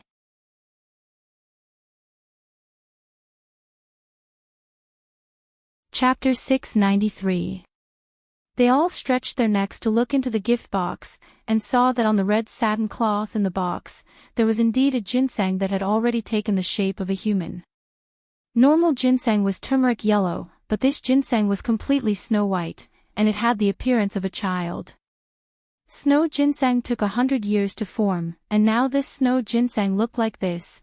It was indeed a 1,000-year-old object, a rare treasure. The ministers all let out sounds of envy as they all congratulated Chu Xiaoyang. The smile on Chu Xiaoyang's face instantly disappeared. He stared right at Na Mu Kyo and a cold glow flashed in his eyes. King Ding Yuan, this is a gift from Crown Prince Na Mu to the princess. This gift is very heavy, why aren't you thanking the Crown Prince yet? Mo Chuan looked at Chu Xiaoyang and slowly spoke. Chu Xiaoyang ground his teeth a few times before standing up. He walked in front of Na Mu Kyo and cupped his hands to him. The Crown Prince's good intentions, please forgive this king for not accepting it. This snow ginseng is a rare treasure and there is no such thing as a reward without work. This king's princess does not have the fortune to accept the Crown Prince's gift, so I asked the Crown Prince to take it back. He actually directly rejected it. When he said this, the ministers were stunned. They were thinking, wasn't King Ding Yuan a fool? For him to give you such a precious gift, that means he thinks highly of you and the princess. Moreover, the heavier the gift, the more it represents the Crown Prince's sincerity, so it would be a waste not to accept it. Na Mu Kyo gave a clear laugh and said, there is no such thing as a reward without work, Your Highness' words are correct. However, this prince gave the princess this gift with selfish intentions. This prince is known as the smartest person in the world, but I lost to the princess in a competition today. This is the first time this prince has lost in 10 years, but this prince is not convinced, so I want the princess to compete again tomorrow. I heard that the princess is sick, so I gave this snow ginseng in hopes that the princess will recover soon and be able to compete with this king again. When his voice fell, the sound of a cold breath being sucked in filled the hall. The ministers began to discuss with each other again. What? Compete again? It really is a weasel paying respects to a chicken, he has bad intentions. That's right, that's right. What 1,000-year-old snow ginseng, so it's like this. This crown prince is clearly not willing to admit defeat. Let's compete, could it be that our Ding Yuan princess is afraid of him? Everyone sucked in a breath of cold air and their minds were filled with excitement. They were worried that the East Qin crown prince would come up with too difficult problems to make things difficult for West Chu, but hearing that they would compete again, they all let out a sigh of relief. They were all thinking that since the princess could win the first time, naturally she could win the second time. In this second match, West Chu would definitely win. King Ding Yuan, since the crown prince has good intentions, you should accept this gift for the princess consort. Your Highness, you must agree to the Crown Prince's invitation. That's right, that's right.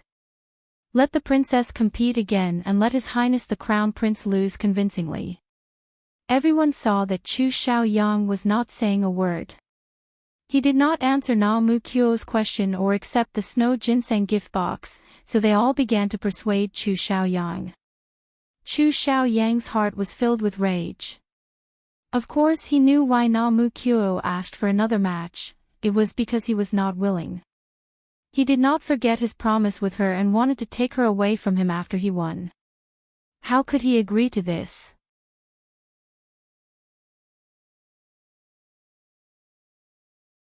Chapter 694. Mo Chuan did not know about this, but hearing Na Mu Kyo's words, it was perfect. This was killing two birds with one stone.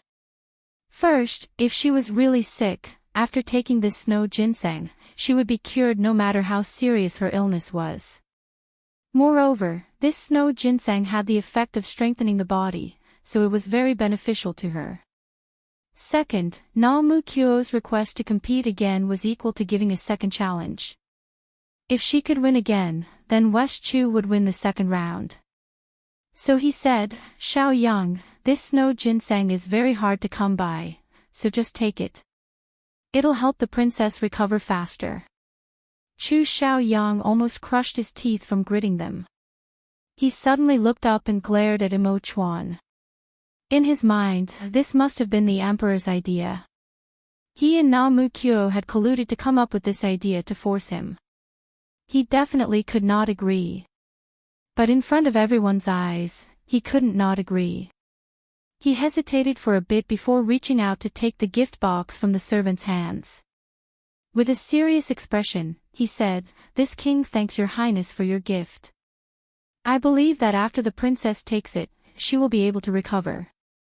When her body recovers, naturally she will be able to compete with your highness again." His words were cleverly and ambiguously phrased. It was neither a promise nor a refusal. Although Na Mu Kyo was very smart, he was very straightforward. He did not understand the meaning behind Chu Xiaoyang's words at all. Seeing him take his gift, he thought that he had agreed. He couldn't help smiling as he was in high spirits. Standing up, he placed his right hand on his left chest and bowed to Mo Chuan. "Your Majesty, this prince will leave first. This prince will wait for news in the guest house. I hope that the princess can recover soon and fight with this prince again." Mo Chuan could hear the hidden meaning behind Na Mu Kyo's words, but it was not convenient for him to remind Na Mu Kyo. His long brows slightly knit as he gave a slight nod to Na Mu Kyo. Na Mu Kyo turned to leave with large steps. He did not even look back and did not even look at Chu Xiaoyang. In his eyes, only Mo Chuan was his opponent. He did not place Chu Xiaoyang in his eyes at all. Chu Xiaoyang's heart was filled with anger, but he did not show it on his face. Instead he curled his lips and revealed a faint smile. "Emperor, this minister will also leave first. This minister is worried about the princess' illness and wants to give this snow ginseng to her as soon as possible. I asked the emperor for permission." Although Mo Chuan knew that his words were not sincere, he could only nod in agreement. "King Ding Yuan, this one hopes to receive the good news of the princess' recovery as soon as possible. The hopes of our West Chu country are all on her." He stared at Chu Xiaoyang with a deep gaze, hoping that he could understand the meaning behind his words. He hoped that he could put the country's affairs first and his personal feelings second. Chu Xiaoyang looked like he did not understand his meaning as he lowered his eyes. "This minister will leave." After he finished speaking, he slowly withdrew from the main hall. Then, the corners of his purple robe fluttered as he disappeared into the darkness. Mo Chuan kept staring at his back until he couldn't see a corner of his clothes anymore. His right hand was placed on the armrest of the chair and the sturdy wood suddenly released a "caw" sound, breaking in half. Chen Ning was still in a daze when she suddenly felt the light from the lamp. She opened her eyes and saw a tall figure standing in front of her bed. He was holding a candlestick in his hand and was slightly bent over, staring right at her.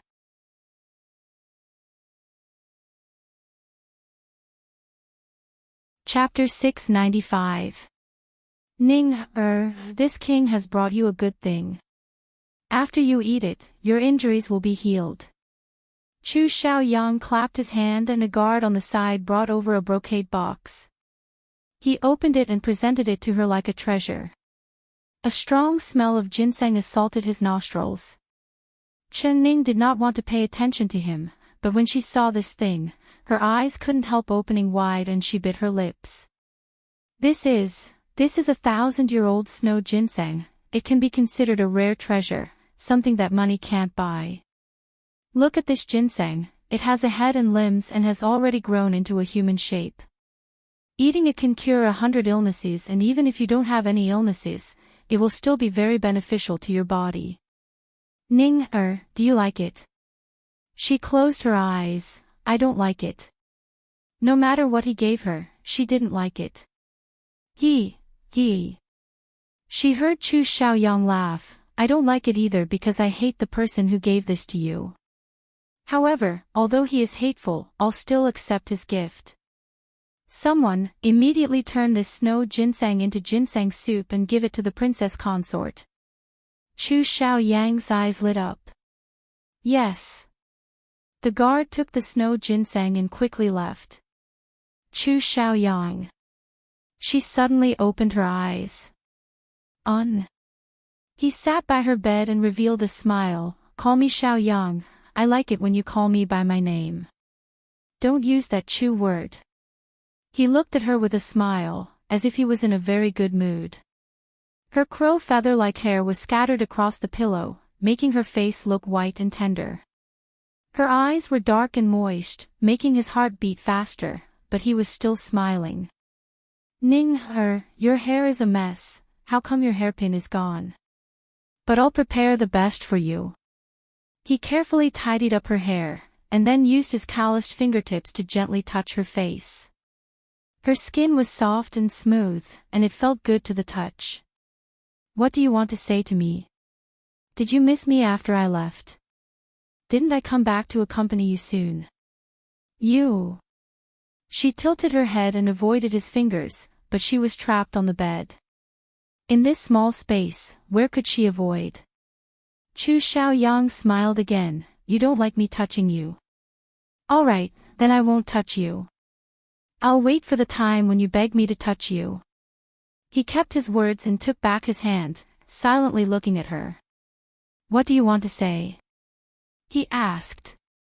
Are you planning on locking me here for the rest of my life? She stared at him. He said with a smile, locking you for the rest of your life? Of course not, I want you to accompany me for the rest of my life. Is this how you tie me to the bed? She moved, and the chains on her body clanked against each other. Ken Chu. Chu Xiaoyang rubbed his chin and looked at her as he said, Ning, don't play tricks with me, I know what you want to do. If I let you go, you might use a very violent method to escape me, so I can't take that risk. I'd rather you hate me, I'll lock you up, I can't let you hurt yourself. She couldn't help closing. Yes, he was very smart. She couldn't help. She could. Ning, don't you want to ask me about the situation at the palace banquet tonight? She decided to close her eyes. There is a person that is about to go crazy for you. Ning, do you want to know who he is? His voice sounded in her ears in a bewitching manner. His hot breath blew behind her ears and she couldn't help getting goosebumps.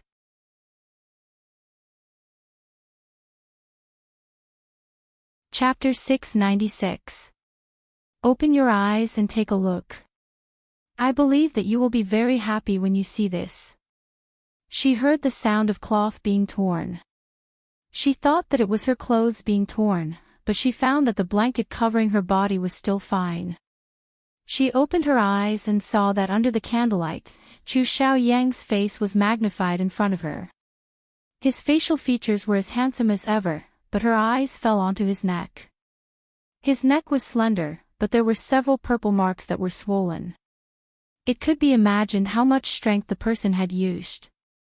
If it was a normal person who did not know martial arts, they would have suffocated to death. Look at this, are you happy? This is the mark that man left on my body. He wanted to kill me. Chu Xiaoyang's finger touched the marks on his neck as he casually said. Chen Ning bit her lips and said after a while, why? Of course it's for you. He looked up at her and suddenly smiled. He said that he didn't want anything else, he just wanted you. He said that he would let me be the emperor as long as I let him have you. Ze, aren't you very moved after hearing this? Even I was almost moved. Do you want to know how I answered him? Although he did not say a single word about who he was, he and Chen Ning were both well aware of it. As he spoke, he stared fixedly at her expression, a playful smile on his face. She pursed her lips and did not say a word. She just coldly looked at him. I told him that I don't love the world, I love beauties. I like you so much, even if you gave me the emperor, I wouldn't exchange it. After he heard this, his face became extremely ugly. Interesting, really interesting. But he did not give up. He actually called out your name in front of me and asked about you. So I told him that if he called you Ning again, I would. Hey, guess what I would do? The smile on his face froze and he said word for word, would cut off your fingers one by one and give them to him. I also told him that if you dared lie beside me and think of another man, I would dig out your heart and feed it to the wild dogs. Her body trembled violently, and the image of a bloody severed finger flashed through her mind. She knew that every word he said was true, and he wasn't trying to scare her. He really could do it. After that man heard this, he went crazy. He grabbed my neck and used a lot of strength, saying that he would kill me. Then another admirer of yours appeared. Ning, this king really does not know how you manage to provoke them. Why do they all like you one after another? There is also that East Chin Crown Prince Namu, he actually said he wants to compete with you again. When he heard that you were sick, he took out that 1,000-year-old snow ginseng to give to you. This kind of good thing, even 10,000 gold coins couldn't buy it, but he gave it out without even blinking. If you said that he didn't have any strange thoughts towards you, even a fool wouldn't believe it, right? This king is not a fool, this king, and his eyes of heart. Chu Xiaoyang's brows curved and he revealed a low laugh. Although he was smiling, the coldness in his eyes became stronger and stronger. Although she was covered in a blanket, she still felt the chill.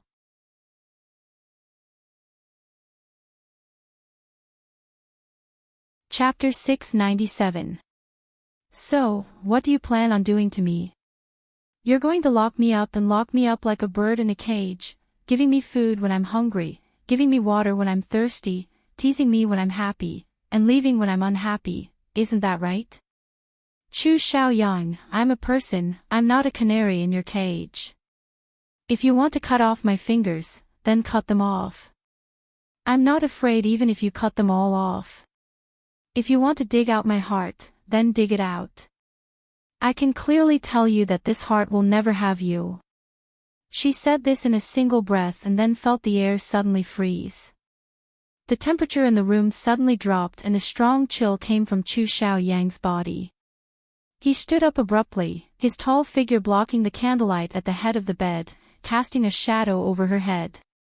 He looked down at her, his eyes glinting with a cruel, dark light. He had finally been provoked to the brink of rage by her. He was like a man-eating beast, his ferocious nature exploding. Because she knew what words could hurt him the most. Chen Ning curled her lips into a smile. He thought he was the cat and she was the mouse. He had been playing the cat and mouse game from the beginning, treating her and Imo Chuan as mice in the cat's paws.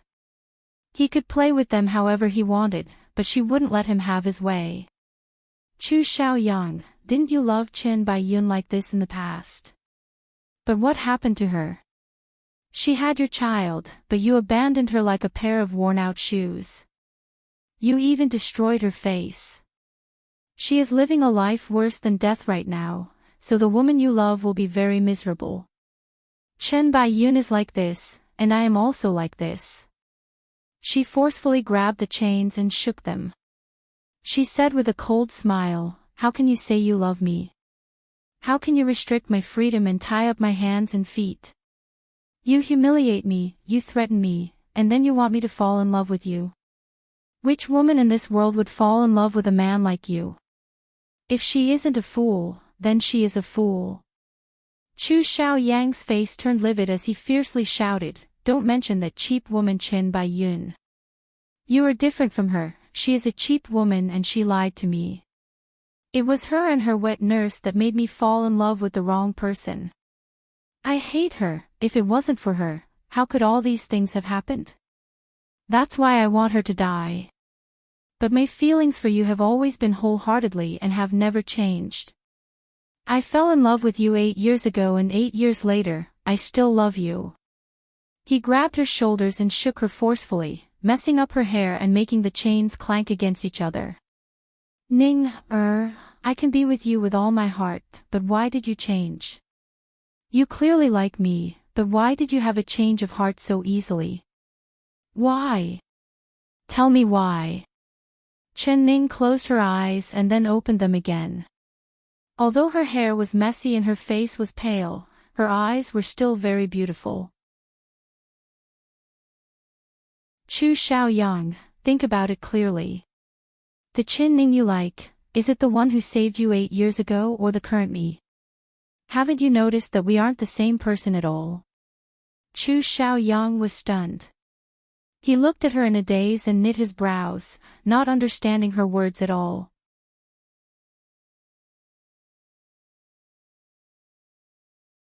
Chapter 698. Chen Ning shook her head. No, she and I are not the same person. The Chen Ning that truly loved you is already dead. On the day you married Chen Baiyun, she spat out blood and died. So, I am not her. I have never loved you from beginning to end. Chu Xiaoyang gritted his teeth and said, I understand. Ning, do you still hate me? Because I married Chen Baiyun, your love for me died, right? Alright, I'll let you see someone right now. I'll let your heart come back and I'll let you fall in love with me again. She stared at him and found that she could no longer explain herself. Even if she told him that she was a spirit that came from another world, he would not believe her. After all, no one in this era would accept this kind of mysterious matter. Chu Xiaoyang called over the secret guard and gave him a few orders in a low voice. The secret guard accepted his orders and left. Not long after, there was the sound of messy footsteps as several secret guards carried a large wooden stake into the room. There was a person tied to the stake with iron chains. That person had a head full of white hair that covered her face, making it impossible to see her appearance. Ning, take a look at who this person is. Chu Xiaoyang clapped his hands. The secret guard moved aside the person's messy hair, revealing a face filled with panic. Her eyes were filled with fear and there was a rag in her mouth. She kept making sob sounds as if she was begging for mercy. Miss Chen. Chen Ning knit her brows as she recognized her with a single glance. That's right, it's her. The main culprit of all this was this slut. She had already escaped the king's palace and this king had sent everyone out to capture this cheap woman. Now this king will let her tell you how they framed you and how they lied to this king. Chu Xiaoyang turned around and coldly stared at Miss Chen. He ordered, let her speak. The secret guard took out the rag in Miss Chen's mouth. Spare me. Your Highness, I beg your Highness to spare me. As soon as Miss Chen could speak, she immediately begged for mercy. Chu Xiaoyang gave a cold laugh. Miss Chen, now that you've fallen into this king's hands, it's impossible for you to live. Just obediently tell me the truth and this king will grant you a quick death. Miss Chen's face turned pale and she licked her lips a few times. This servant doesn't know anything. I was just listening to the second miss orders. If your Highness wants to ask anything, you can ask the second miss. This cheap woman is not telling the truth. Someone come, cut off one of her fingers for this king. Chu Xiaoyang sat in front of the bed and gently lowered his head to help Chen Ning put her thick black hair behind her ears. He spoke without even raising an eyebrow. Ah! Miss Chen let out a pitiful cry like a pig being slaughtered. One's finger was cut off, one's finger was cut off, one's finger. Miss Chen was Chen. Chu, Miss Chen said. While Chu Xiaoyang was speaking, he kept looking at Chen Ning. Her face was very pleasing to the eye and one would never get tired of looking at her. He did not want to look at Miss Chen's old and ugly face. When Chu Xiaoyang said this, he kept looking at Chen Ning. Her face was very pleasing to the eye and he would never get tired of looking at it. He did not want to see Miss Chen's old and ugly face. This servant did not. Miss Chen almost fainted from the pain.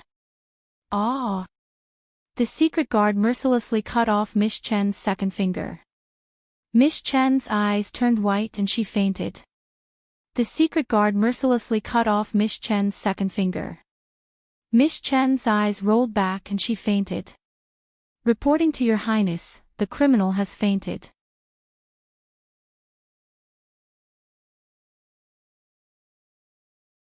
Chapter 699.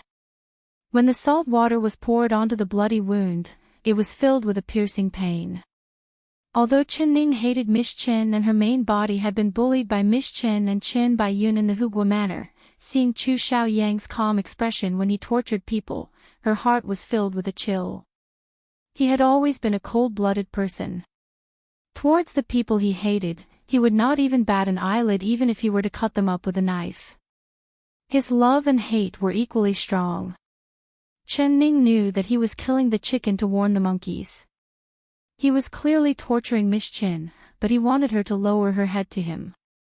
I'll say everything. Miss Chen was awakened by the pain. She looked at Chu Xiaoyang like she was looking at a demon from hell, her eyes filled with fear. Say it. Chu Xiaoyang still did not look at her. Yes. The second miss loves your highness, but your highness is engaged to the young miss. The second miss was very dissatisfied, so she called this servant over. This servant gave the second miss an idea and sent someone to your highness, saying that the one who saved your highness 8 years ago was not the young miss, but rather the second miss. Then your highness fell for it and drank yourself into a stupor. This servant did not understand what she meant, but the two of you drank the wine and went to bed in a daze. But I don't know what happened, but this servant suddenly heard the window open like it was blown open by the wind. This servant quickly went to close the window and found that there was only the second miss on the bed, but your highness was nowhere to be seen. Then the second miss found out that she was pregnant. When Chu Xiaoyang heard this, he suddenly turned around. His eyes turned sharp as he angrily said, "Cheap woman, tell this king clearly." This king did not touch that cheap Chen Bai Yun at all that night, so whose bastard child was in her stomach? Your highness, this servant. This servant really doesn't know. Miss Chen began to cry. Cut off another one. Miss Chen suddenly trembled and shouted out, I'll say it all. Speak. Then. That night, when this servant went to close the window, I found that your highness had disappeared and the second miss was still lying on the bed. She had drunk the medicinal wine and the medicine had taken effect, making her look very painful.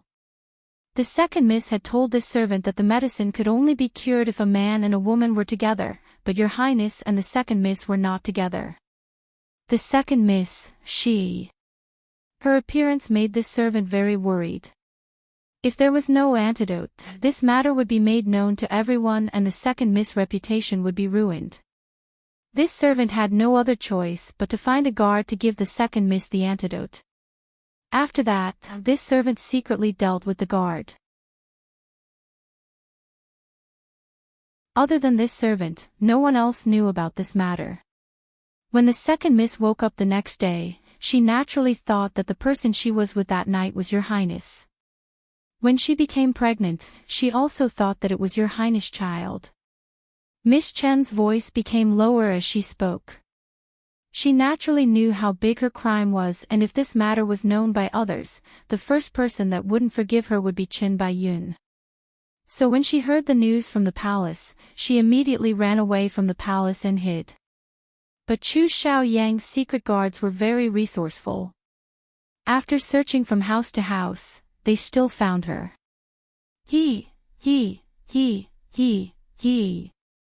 So the truth was actually like this.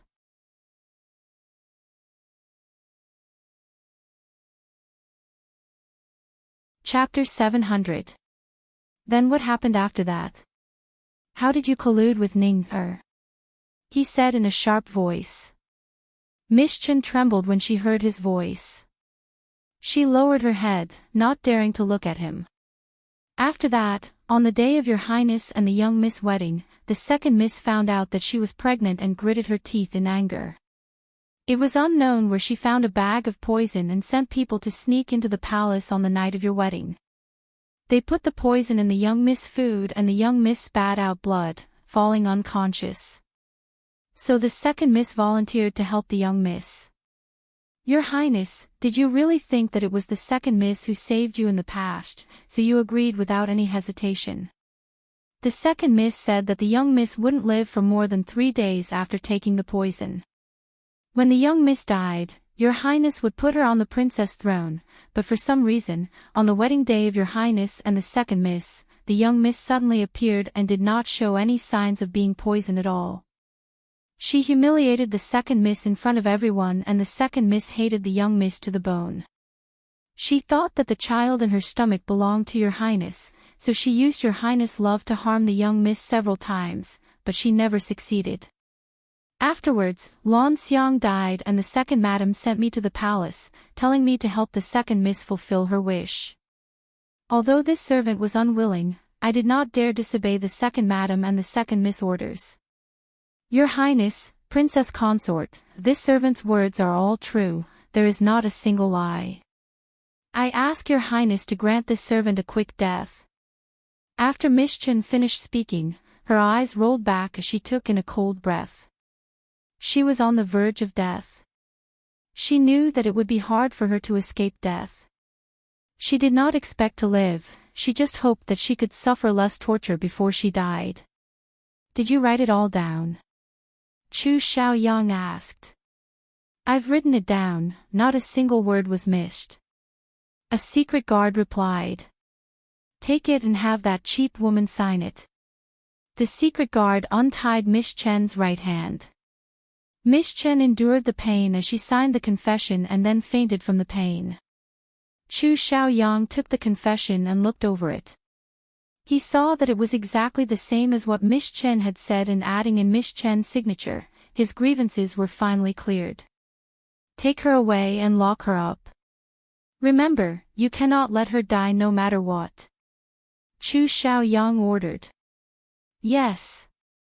Several people took Miss Chen away with the wooden stake.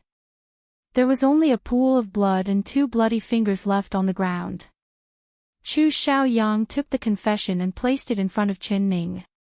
He could not suppress the excitement on his face. Ning, can you forgive me now? I have always been framed by those 2 cheap women, I have never touched that cheap woman Chen Baiyun. The child in her stomach is a bastard, it isn't mine at all. I have always been devoted to you. With this confession, this king can tell the world that this king will divorce that cheap woman Chen Baiyun. She colluded with Miss Chen and her mother to harm you, so this king will take revenge for you. This king will make them all die a horrible death, I will make them kneel in front of you and beg you one by one. Ning, do you like it? You. Chen Ning looked at his excited face. Seeing his handsome face, she couldn't help but shiver.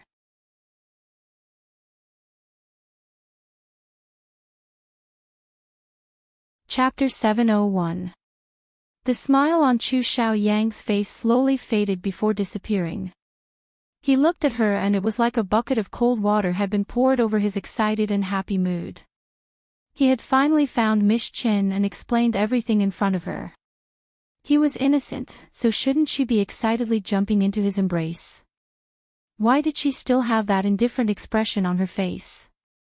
He was filled with hope, but seeing her expression, his heart felt like it was being grabbed by an invisible hand and tightly squeezed.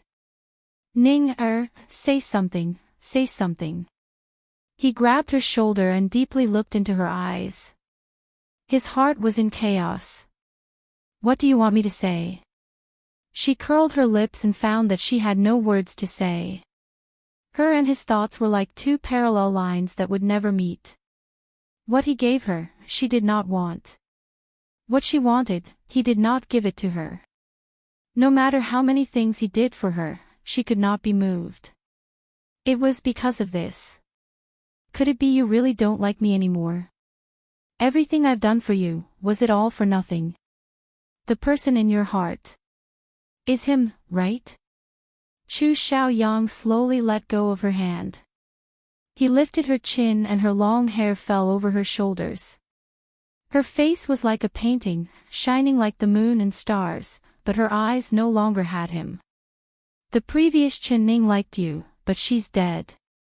As for me, I have never liked you. Chu Xiaoyang, I have already clearly told you the answer. As for what you want to do, it's up to you. You can imprison me for a lifetime or dig out my heart and feed it to the wild dogs, it's up to you. She tiredly closed her eyes. Chu Xiaoyang's heart slowly turned cold. He tightened his chin and his eyes turned sharp as his breathing became heavy. Very good, this king's feelings for you have all been fed to the dogs. Chen Ning, don't think that this king can't bear to touch you just because I like you. Do you think you can escape? This king will let you see another person. He clapped his hands and the stone door opened again. A person was pushed in staggering. As soon as he entered, he kneeled down on the ground and began to kowtow to Chu Xiaoyang.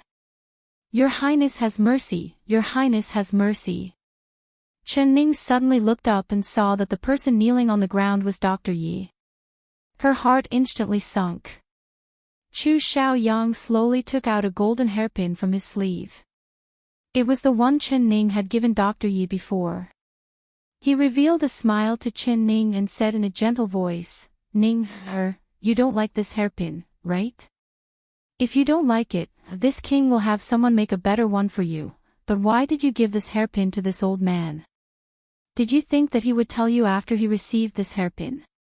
She gave a cold shiver and coldly said, if you want, you, Ning, of this, of you, Chen of your heart, Chen, Ning's heart, Chen, Ning's heart, of, Ning, Chen, Chen Chen, Xiao Chen, Chen, Chen, Chen Chen, Chen of Chen. Chen, Chen Chen, Chen Ning's. Of Chen of his Ning. She, Chen, Chen of Chen. She, of Chen of. She of. Of she of sweat, she.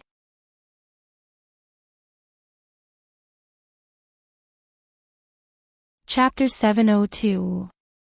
Your Highness, spare me. Dr. Yi gave a sob and almost fainted from fright.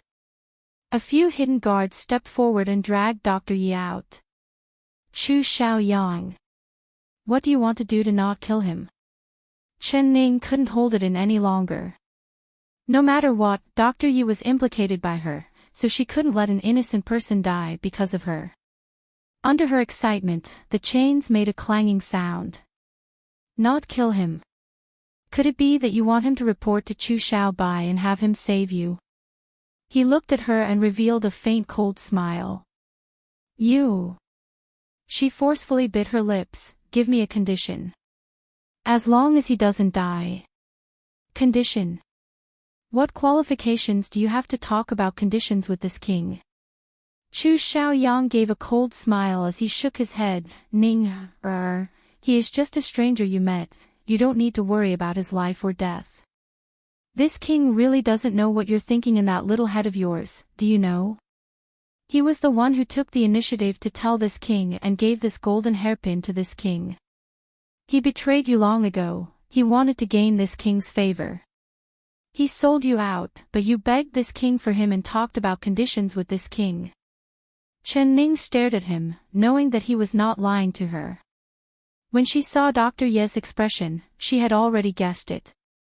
Because Dr. Yi did not dare look up at her, he had a guilty conscience.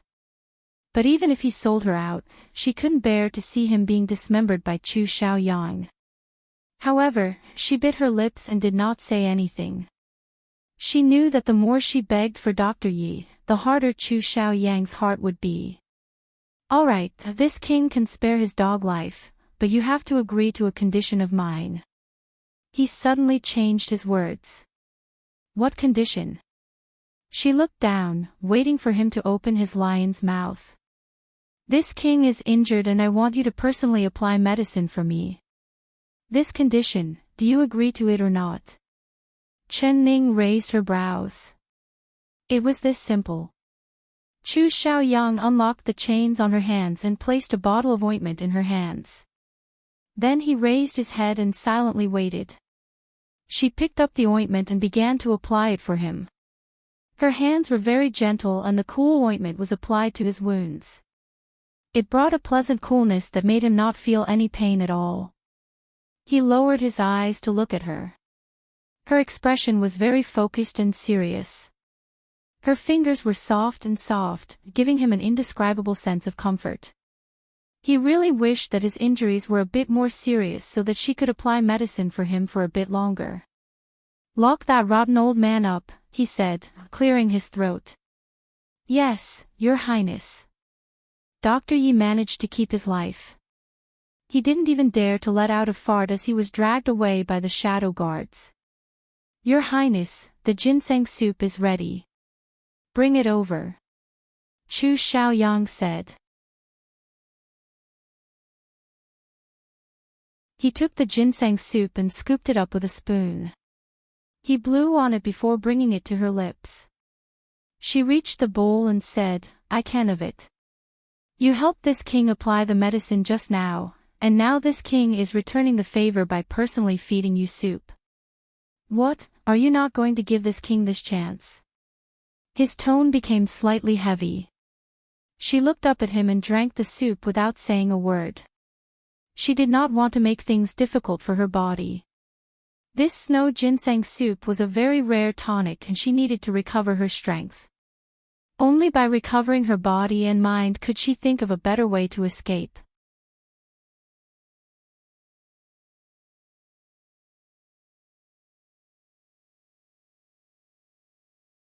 Chapter 703. He didn't know that the secret guards on the side were all stunned. They had followed His Highness for many years and knew that His Highness was cold. This was the first time they had seen His Highness patiently feed a girl soup. This kind of wishy-washy matter didn't seem like something that a decisive Wangya would do. "All of you leave. Without this king's orders, no one is allowed to come close." Chu Xiaoyang waved his hand and all the secret guards left the room. The heavy stone door slowly closed. Chen Ning's heart sank and she coldly said, "Why aren't you leaving yet? Why does this king need to leave?" He smiled. As he smiled, he began to take off his clothes. He took off the jade belt and casually threw it on the ground. Then he took off his deep purple robe and walked in front of the bed, leaning over to look at her. She closed her eyes tightly, not wanting to look at him. Suddenly, she felt a hot body beside her. He actually got on the bed and laid down beside her. He pulled the quilt over her and draped it over his body, sharing the same pillow with her. "After waiting for this long, this king has finally waited for this moment to share the same bed with you." He whispered in her ear and his hot breath blew onto her face. Her body became very stiff and she did not move at all. But he did not touch her. Rather he raised his arm to look at her and said with a smile, "Ning, you don't need to be afraid. I promised you that unless you beg me, I will not touch you." She still did not say a word and her long eyelashes slightly trembled. "All right, it's too late. Let's go to sleep." Chu Xiaoyang flicked his finger and a gust of wind flew out. The candle in front of the bed was extinguished and the room was instantly filled with darkness. Her heart jumped into her throat again and she was so nervous that her breathing stopped. Chu Xiaoyang really kept his word. Although they were lying on the same bed, this bed was very big. He was lying on the outside, not even touching the corner of her clothes. After a while, she heard his shallow breathing become very even. He did not move as he laid beside her, as if he had fallen asleep. Chen Ning did not know if he was really sleeping or pretending to be asleep. He did not take advantage of her, which was out of her expectations, but she understood Chu Xiaoyang. He was a wild beast that could explode at any time, he would not let her go so easily. The darkness was very quiet, so quiet that she could hear her own heartbeat. She suddenly found that her hands were free. She did not know if he had forgotten or neglected it, but he did not chain her hands. But so what if it was like this? Her feet were still chained to the bed, so it was impossible for her to escape. She lay quietly in the darkness for a while. Suddenly, she felt a strange feeling in her body. It was as if there was a fire slowly burning in her body. It was hot. She began to sweat and her throat was dry, but the fire inside her was burning stronger and stronger. She couldn't help but lift the quilt covering her body, gasping for breath. However, the heat was coming from inside her body, burning her, making her restless. What was going on? Oh, right, it was ginseng soup. Could this be the effect of the snow ginseng soup? She began to feel her blood flowing through her body and the heat quickly spread throughout her body. She felt like she was an ant on a hot pan, suffering from the heat. Water, I want to drink water.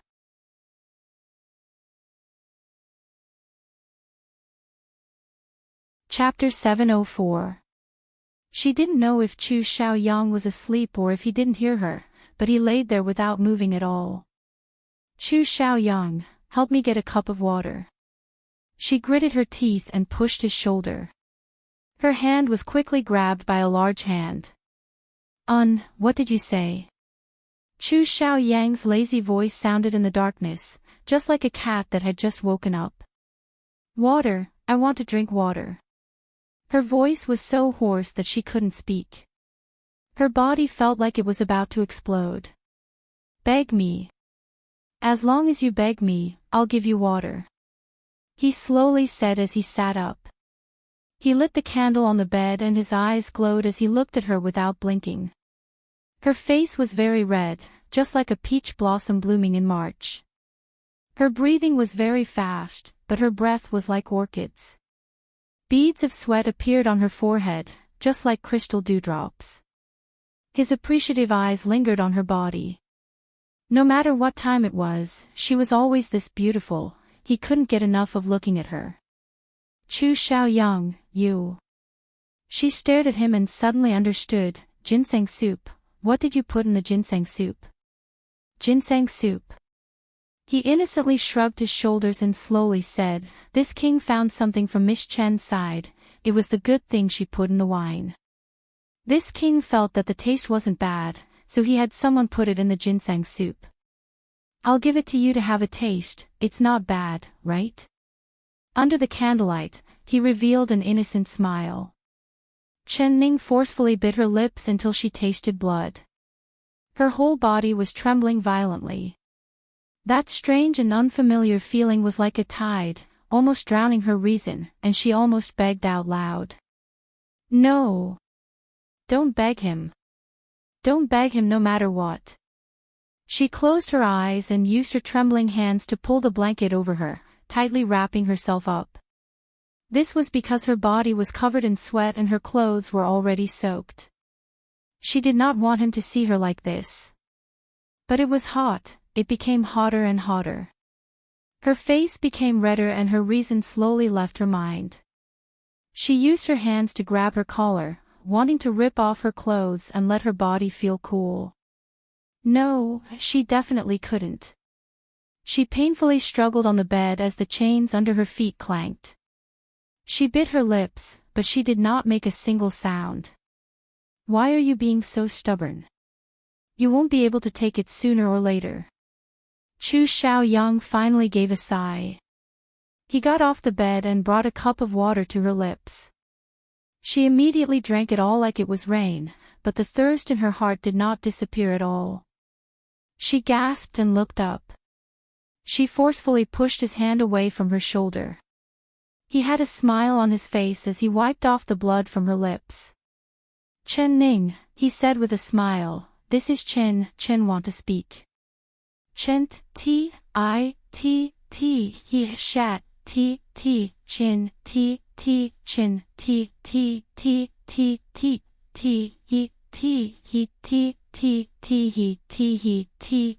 to say that. To teat Ning, as long as you beg me, I will give you the greatest happiness in this world. Do you want it, En? Say it. As long as you beg me, as long as you say a single word, I'll give it to you. He gently said. Speak, as long as you beg me, as long as you say a single word, I will give it to you, he said gently.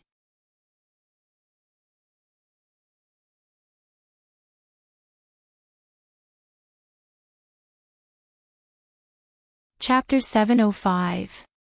You really don't want it. But I feel that your heart and your body really want it. Ning, when did you learn to say one thing but mean another? His lips curled into a ridiculing smile. He reached out a finger and slowly stroked her soft face. Her face was as hot as fire, but her eyes were filled with stubbornness and unyielding. Chu Xiaoyang, why do you have to humiliate me and torture me like this? If you hate me, why don't you kill me? She said in a hoarse voice. That's right, this king does hate you because you are too dishonest. Chu Xiaoyang's smiling face suddenly turned cold. He pinched her chin and used a lot of force. This king has given you many chances, but you have always rejected this king. This king even kneeled in front of you in front of all the ministers. As long as you gave this king a chance, I would have treated you very, very well. I would have crawled under your feet and abandoned my dignity and pride forever. But you didn't. No matter how this king treats you, your heart is made of stone. This king held his heart in front of you, but you fed this heart to a dog. Tell me, should this king hate you or not? The more he spoke, the more excited he became. A wave of hatred covered his entire body. He gritted his teeth and revealed a smile on his face, but that smile was very cold. That high and mighty man likes you and loves you to the point of going crazy. He is willing to give up the throne for you, but you are this king's woman, so why should he want you? Why should he? This king really wanted to let him see with his own eyes how his most beloved woman would lie under this king's body, begging me for mercy. Ning, I really do like you, but you are too cold and heartless. You have stepped on my pride again and again. I, Chu Xiaoyang, am a man, not a piece of mud. So the shame you have given me, I want to take it back bit by bit. I want you to kneel in front of me and beg me. Beg me, beg me. He hissed out and forcefully pinched her chin, making her gasp in pain. His eyes were filled with madness, and his handsome face was twisted with agitation. It was an indescribably terrifying sight. No. Never. Her chin was in pain from being pinched, but the pain allowed her to maintain a trace of clarity. She stared at him with eyes like an angry little beast. She would never let herself abandon her dignity as a human because of drugs, never. But the strange feeling in her body was a torture she had never experienced before. Her hands tightly gripped the blanket and her body trembled.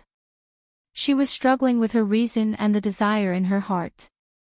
Ning, your current appearance is really cute. I like seeing you struggle in pain. You clearly want to die in your heart, but you don't have the courage to admit it. But I'm not in a rush, as long as you need it, I will wait here and wait for you to beg me. Chu Xiaoyang smiled. The more she struggled in pain, the more excited and satisfied he felt. He stood up and slowly took off his clothes. He had already taken off his outer robe, and now he was wearing a snow-white inner robe. He deliberately took off his shirt slowly, revealing his beautiful and straight upper body. His muscles were tight and strong, and the candlelight shone on his smooth skin, like a soft jade emitting a faint glow.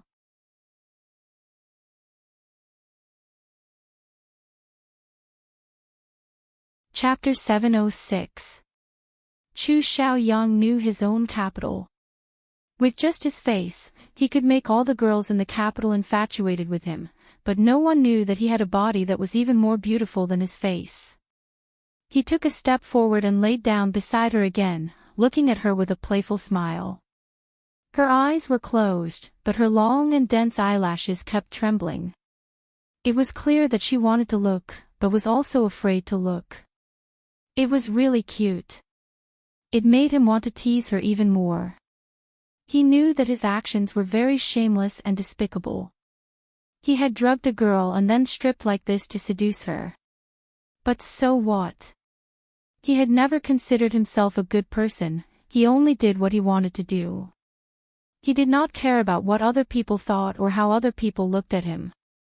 He liked to use this kind of shameless method to obtain her. Since he couldn't obtain her love, then he would make her hate him. The more she hated him, the better. It would be best if she hated him to the bottom of her heart, that way she would never forget him. He knew that she was proud, self-respecting, and self-reliant. Even if he had her body, he wouldn't be able to obtain her heart. He had locked her limbs, but he couldn't lock her for a lifetime. The only way he could keep her was to make her lower her proud head in front of him and beg him. Only by shattering all of her self-respect and pride would she know that he was her sky, that he was the master that she needed to submit to, and that she was at his mercy. This was the best way he could think of to conquer her. Chu Xiaoyang was very confident. He was like an experienced hunter, looking at the prey that had fallen into his net. He had spent so much effort to catch this little prey, but he was not in a rush to eat her. He was not willing to eat her in one bite, he wanted to slowly play with her. Ning, open your eyes and look at me. You are the first woman to see this king's body, not even Chen Baiyun has seen it. His low voice sounded in her ears, bringing with it a bewitching charm. She was really bewitched as she opened her eyes.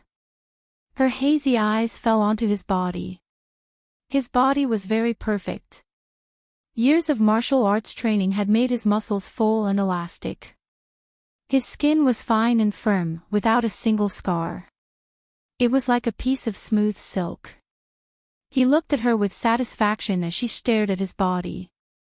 Although he knew that she couldn't control herself because of the drug, he still felt very satisfied. No matter what, her eyes finally had him. This body belongs to you, do you want to touch it? His lips curled into a malicious smile as he continued to tempt her. Her fingers trembled and she almost couldn't help reaching out to touch that satin-like smooth skin.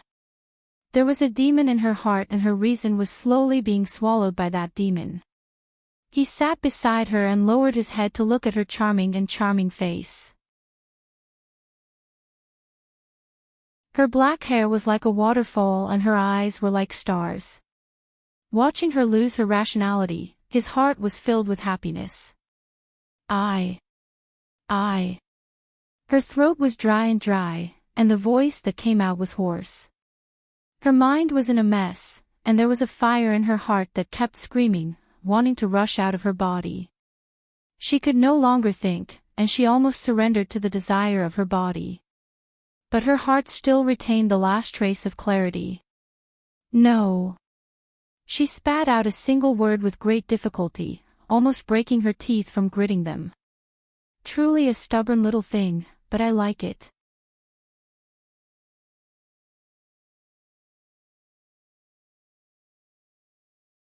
Chapter 707.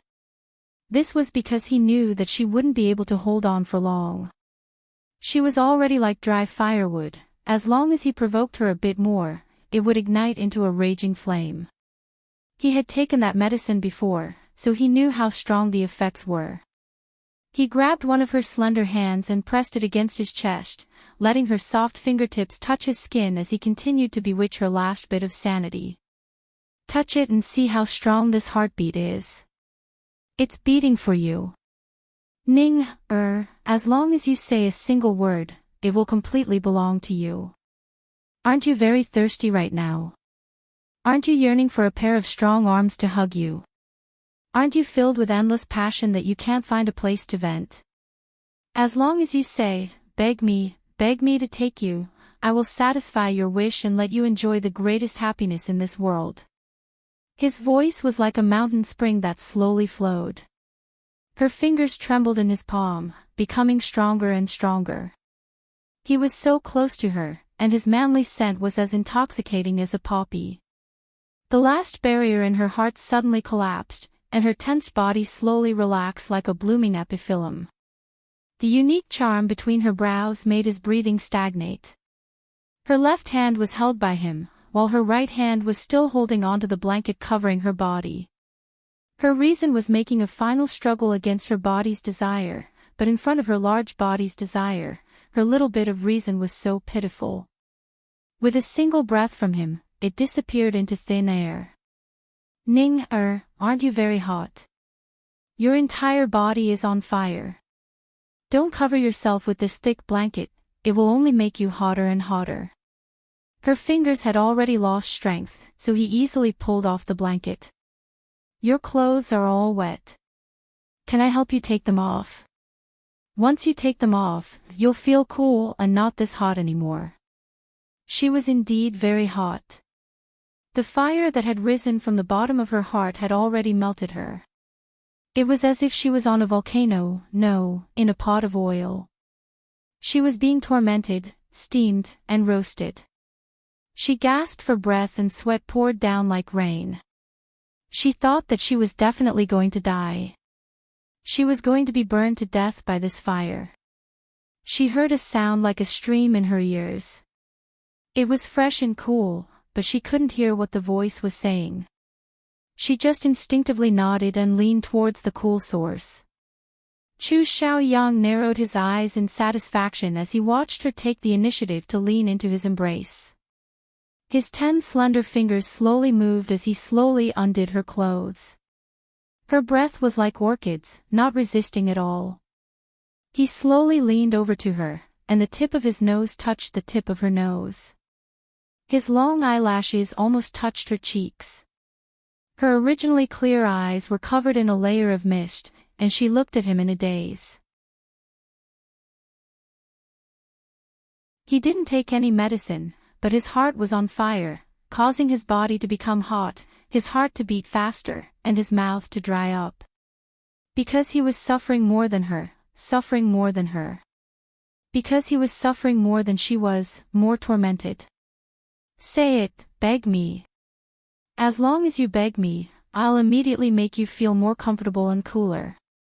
He used the tip of his nose to gently rub against her smooth jade-like cheeks and his hot breath blew onto her face.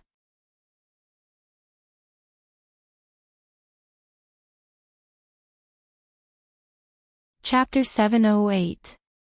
Why can't you find her? Shui Feng, where's your dog nose? Why isn't it working this time? Chu Xiaobai brought Shui Feng and the two of them searched every corner of the King Ding Yuan palace, but they still couldn't find her. Seeing time slowly pass, his heart became more and more anxious. A sense of panic and a bad premonition filled his heart and he couldn't help complaining to Shui Feng. Your Highness, this subordinate is not a dog. Not being able to find her, Shui Feng was very depressed. Hearing Chu Xiaobai's words, his face instantly turned red. Don't you rely on smelling to find people? If you don't have a dog nose, what is it? You could find her before, so why can't you find her this time? Chu Xiaobai angrily said. Shui Feng had an awkward expression as he scratched his head. His heart was also filled with confusion. Why was it that after smelling for so long, he couldn't find her scent? That's right, you can't find my third sister-in-law. Try smelling where my third brother is. Chu Xiaobai patted his head and said in an enlightened voice. He found that he was a fool. Wherever his third brother was, she would be there. Shui Feng immediately thought of this. He once again smelled around the palace while Chu Xiaoyang followed behind him, sending away some of the palace's secret guards. The two of them unknowingly walked into the peach blossom house. At this time, the peach blossoms had already fallen and there were blue fruits on the peach trees. Chu Xiaobai suddenly thought of that night when he met her here and his lips couldn't help curling into a smile. Shui Feng circled around the bamboo building several times. He knit his brows, feeling puzzled. Strange, I can clearly feel that King Ding Yuan is in this small building, but there is no one in the room. He forcefully rubbed his nose and began to suspect that it wasn't working. Chu Xiaobai listened carefully and found that there was no movement in the room at all.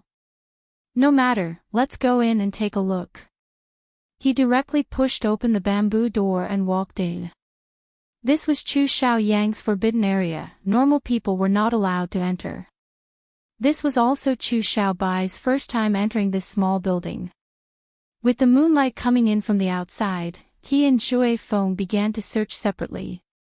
Zhui Feng floated up to the second floor like a gust of wind, but Chu Xiaobai stayed in the study below and slowly knit his brows.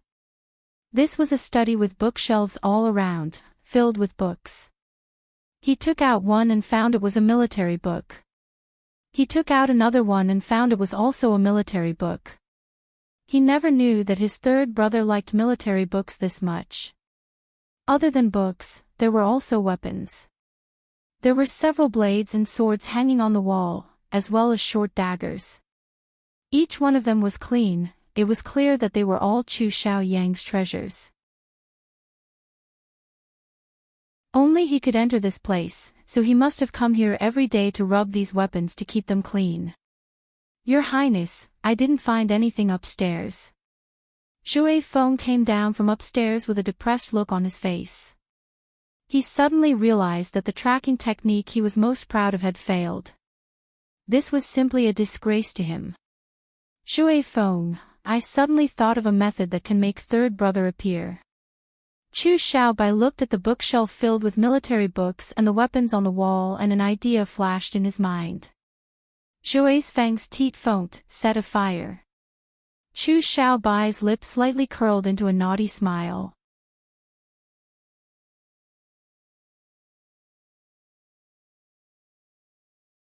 Chapter 709. In the underground stone room, the air was so hot that it could be ignited with a single touch. Chu Xiaoyang's body was covered in flames as beads of sweat rolled down his smooth back. It was very hard for him to endure it, but he was still holding on, waiting for the moment she would beg him. She was clearly about to lose her mind from the drug, but he did not know why, but she did not say a single beg word to him. He had already lost his patience from waiting. Ning, is it that hard to say the word beg? As long as you say a single word, I'll give it to you, Don't say that you don't want me.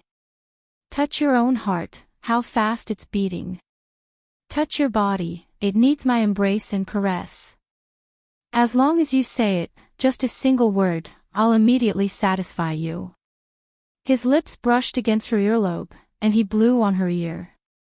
The ticklish feeling made her whole body tremble, and her snow-white skin turned a light pink. Mo Chuan. Hug me. She muttered to herself. In her unconsciousness, she had already treated the person in front of her as Mo Chuan because they had been intimate like this before. His embrace was strong and warm, burning hot, and she just wanted to be tightly hugged by him. It was like a bucket of cold water had been poured over his head, but it did not extinguish the fire in Chu Xiaoyang's heart. Rather, it was like pouring oil on the fire, making him immediately explode. Open your eyes and see who I am. His eyes were filled with flames and his nose was filled with flames. He viciously grabbed her neck and roared out. I am Chu Xiaoyang. I am your husband. He panted heavily. He had lost all his patience because of her words. He wasn't going to play this game anymore. He admitted defeat. Even if he lost, he still had to obtain her. He fiercely and wildly pressed her under his body, tearing apart the last barrier on her body. This is bad, Your Highness, there's a fire, there's a fire. Suddenly, the panicked cries of the secret guards came from outside the stone door. Scram! Chu Xiaoyang was like an arrow on a bow, suddenly being interrupted by someone. He was so angry that he wanted to kill someone. After a short moment of silence, the secret guard's trembling voice rang out again. Reporting to Your Highness, the Peach Blossom Cove is on fire. The secret guards knew how important the small building in the Peach Blossom Cove was to Chu Xiaoyang, but without His Highness' orders, no one dared to rush in to put out the fire. Although they knew that His Highness was filled with rage, they still dared to report this matter. Otherwise, if the Peach Blossom Cove was burned to the ground, they would not be able to escape the crime. What?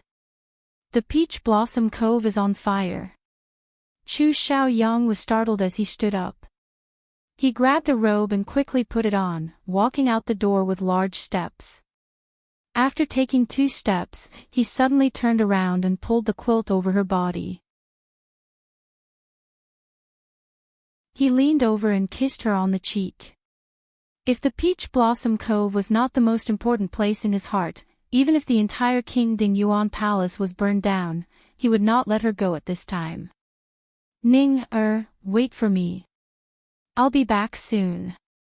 The skin that his lips touched was burning hot, causing his passion to boil.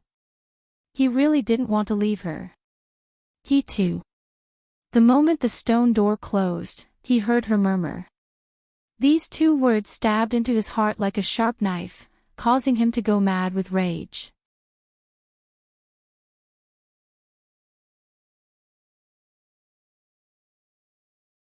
Chapter 7:10. Your Highness. The secret guard beside him was stunned. He quickly took out some ointment and wanted to apply it, but Chu Xiaoyang waved his hand and he was thrown out, slamming into the stone wall. Even at this time, your heart is still thinking of him. Very good, when this king comes back, I will properly love you for him. This king will torture you until you beg for death. Chu Xiaoyang swore through gritted teeth and left without looking back. He came out of the secret passage and immediately saw the Peach Blossom Cove covered in flames, turning half the sky red. The servants in the palace were all in a panic. They were all gathered outside the Peach Blossom Cove, holding buckets and other things to pour water into the door. But it was like trying to put out a cart of firewood with a cup of water. The peach trees in the yard were all on fire and the fire was very strong. How could several dozen buckets of water be enough to extinguish it? Chu Xiaoyang was most worried about the bamboo building in the peach blossom forest. That building was filled with his treasured items and each one was his heart.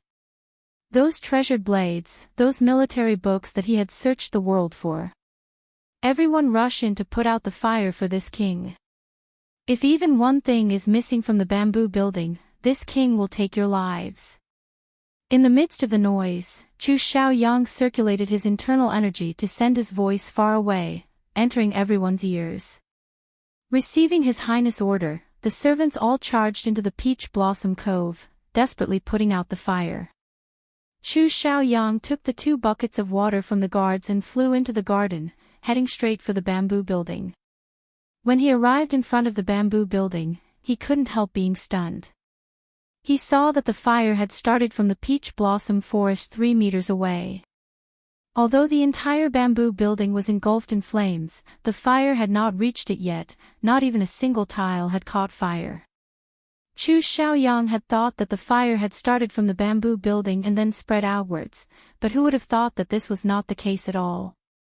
He was stunned for a second before feeling that something was wrong. This fire was too strange. The peach blossom forest outside was currently in spring, with lush greenery and verdant grass, so how could there be a fire for no reason? It was clear that someone was purposely setting the fire.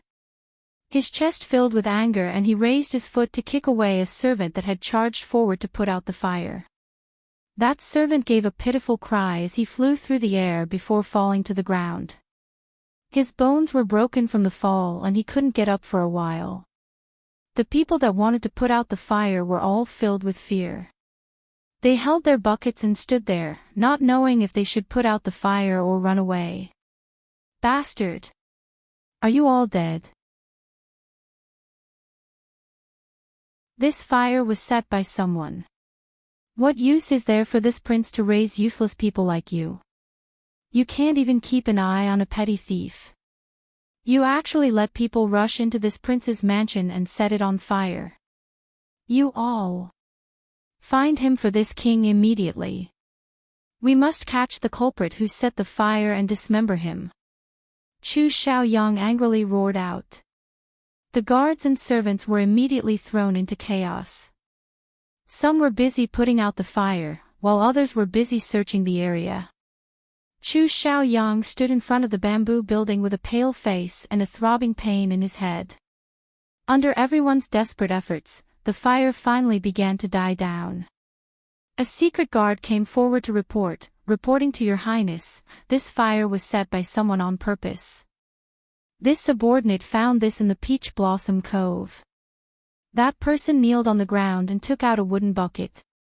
When Chu Xiaoyang smelled it, his face became even uglier.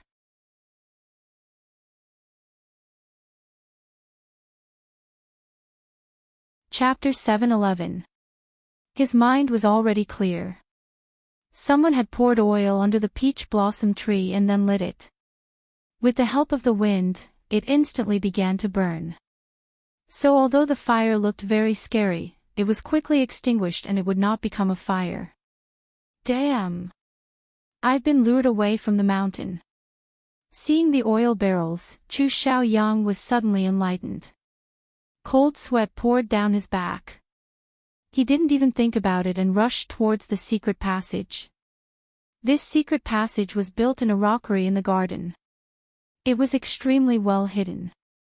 With a flash, he entered the rockery. Although it was dark, he walked with great familiarity.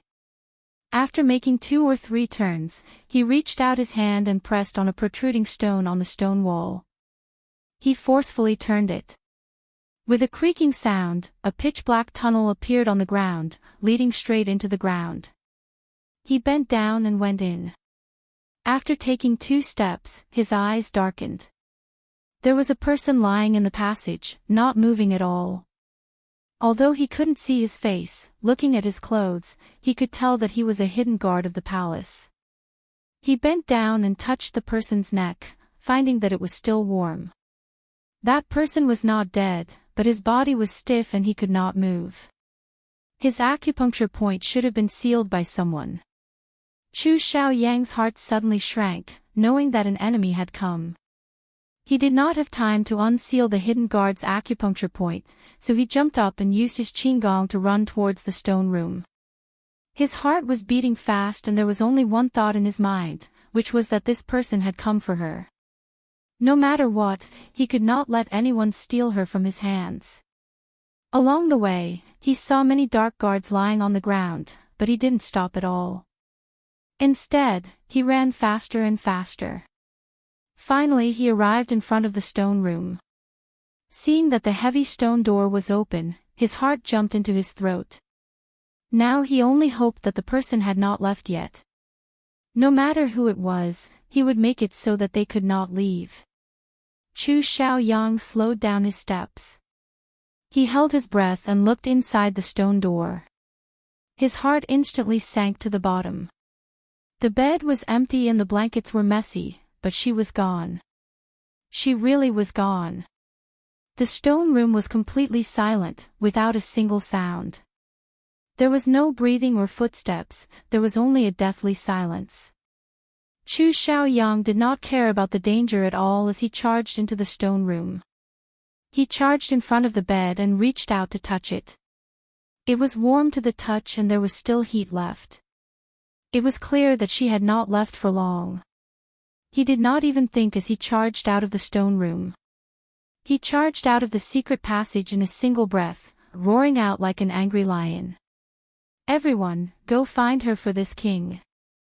You have to find the princess for this king. If you can't find her, then this king will take all of your lives. The secret guards and guards in the mansion were silent. They all moved out and searched the entire mansion, not leaving a single corner unchecked. But they had turned the king's palace upside down. Even when the sky was bright, they still could not find a single piece of Qin Ning's clothes. Naturally, they could not find the thief who set the fire. Chu Xiaoyang could not understand it no matter how hard he thought about it. It had only been half an incense stick of time since he left the stone room and returned. No matter how good the person's qigong was, it was impossible for them to take her away from him in such a short period of time without being discovered. Chu Xiaoyang couldn't understand it no matter how hard he thought about it. From the time he left the stone room to the time he returned, it had only been half an incense stick of time. Even if this person's qigong was good, it was impossible for them to kidnap someone right under his nose without being discovered. He knew that they had not left and were hiding somewhere in the king's palace.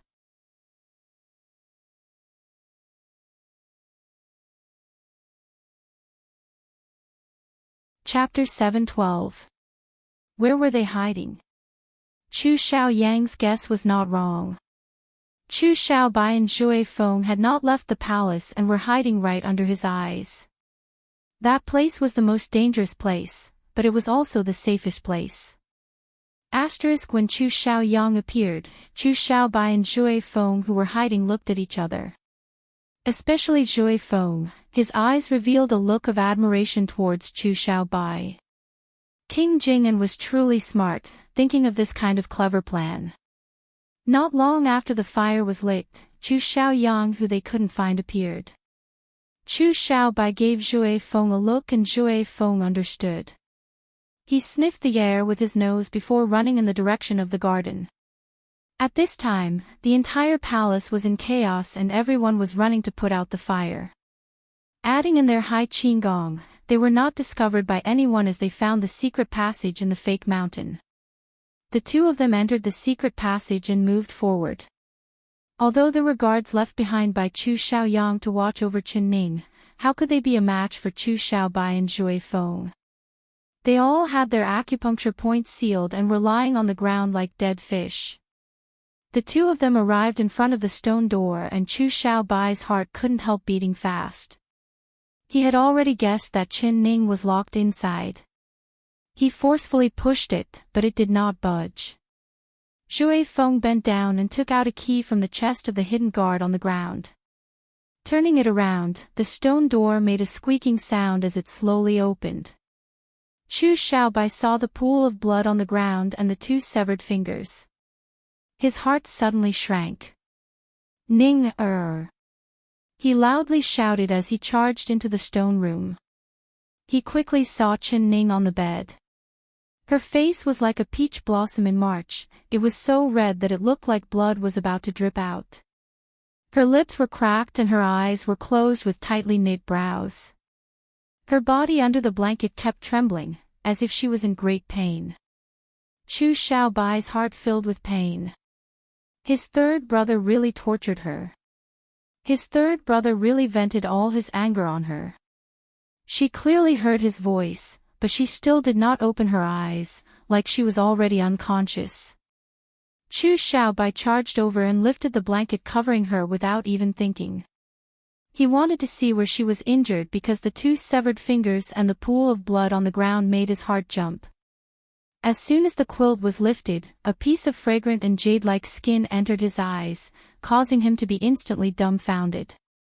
She was only wearing a tight-fitting shirt. Her skin was as delicate as porcelain and had a light pink hue. Under the dim candlelight, tiny beads of sweat rolled down her skin like dewdrops, emitting a glossy luster. Ah! Chu Xiaobai let out a cry of surprise. He felt his mouth turn dry and his breathing become rough. He immediately realized that he shouldn't have looked and immediately covered her body with the brocade quilt again, covering her tightly. But even so, his heart was already about to jump out of his chest, thumping madly without any control. He never would have thought that she would look like this under the brocade quilt, but he immediately thought that it was all thanks to his third brother that she became like this. It had to be his third brother's doing. His heart filled with rage once again. When he saw the severed fingers on the ground, his heart turned cold. In that quick glance, he did not notice if she was injured at all. You're tuning into the LoveLore Library YouTube channel. We're so grateful for your support and don't forget to subscribe to join us on this incredible journey through captivating stories. Your generosity through donations truly makes a world of difference, as it's the primary source of revenue that allows me to expand and enhance this channel for you. Thank you from the bottom of my heart for being a part of this adventure.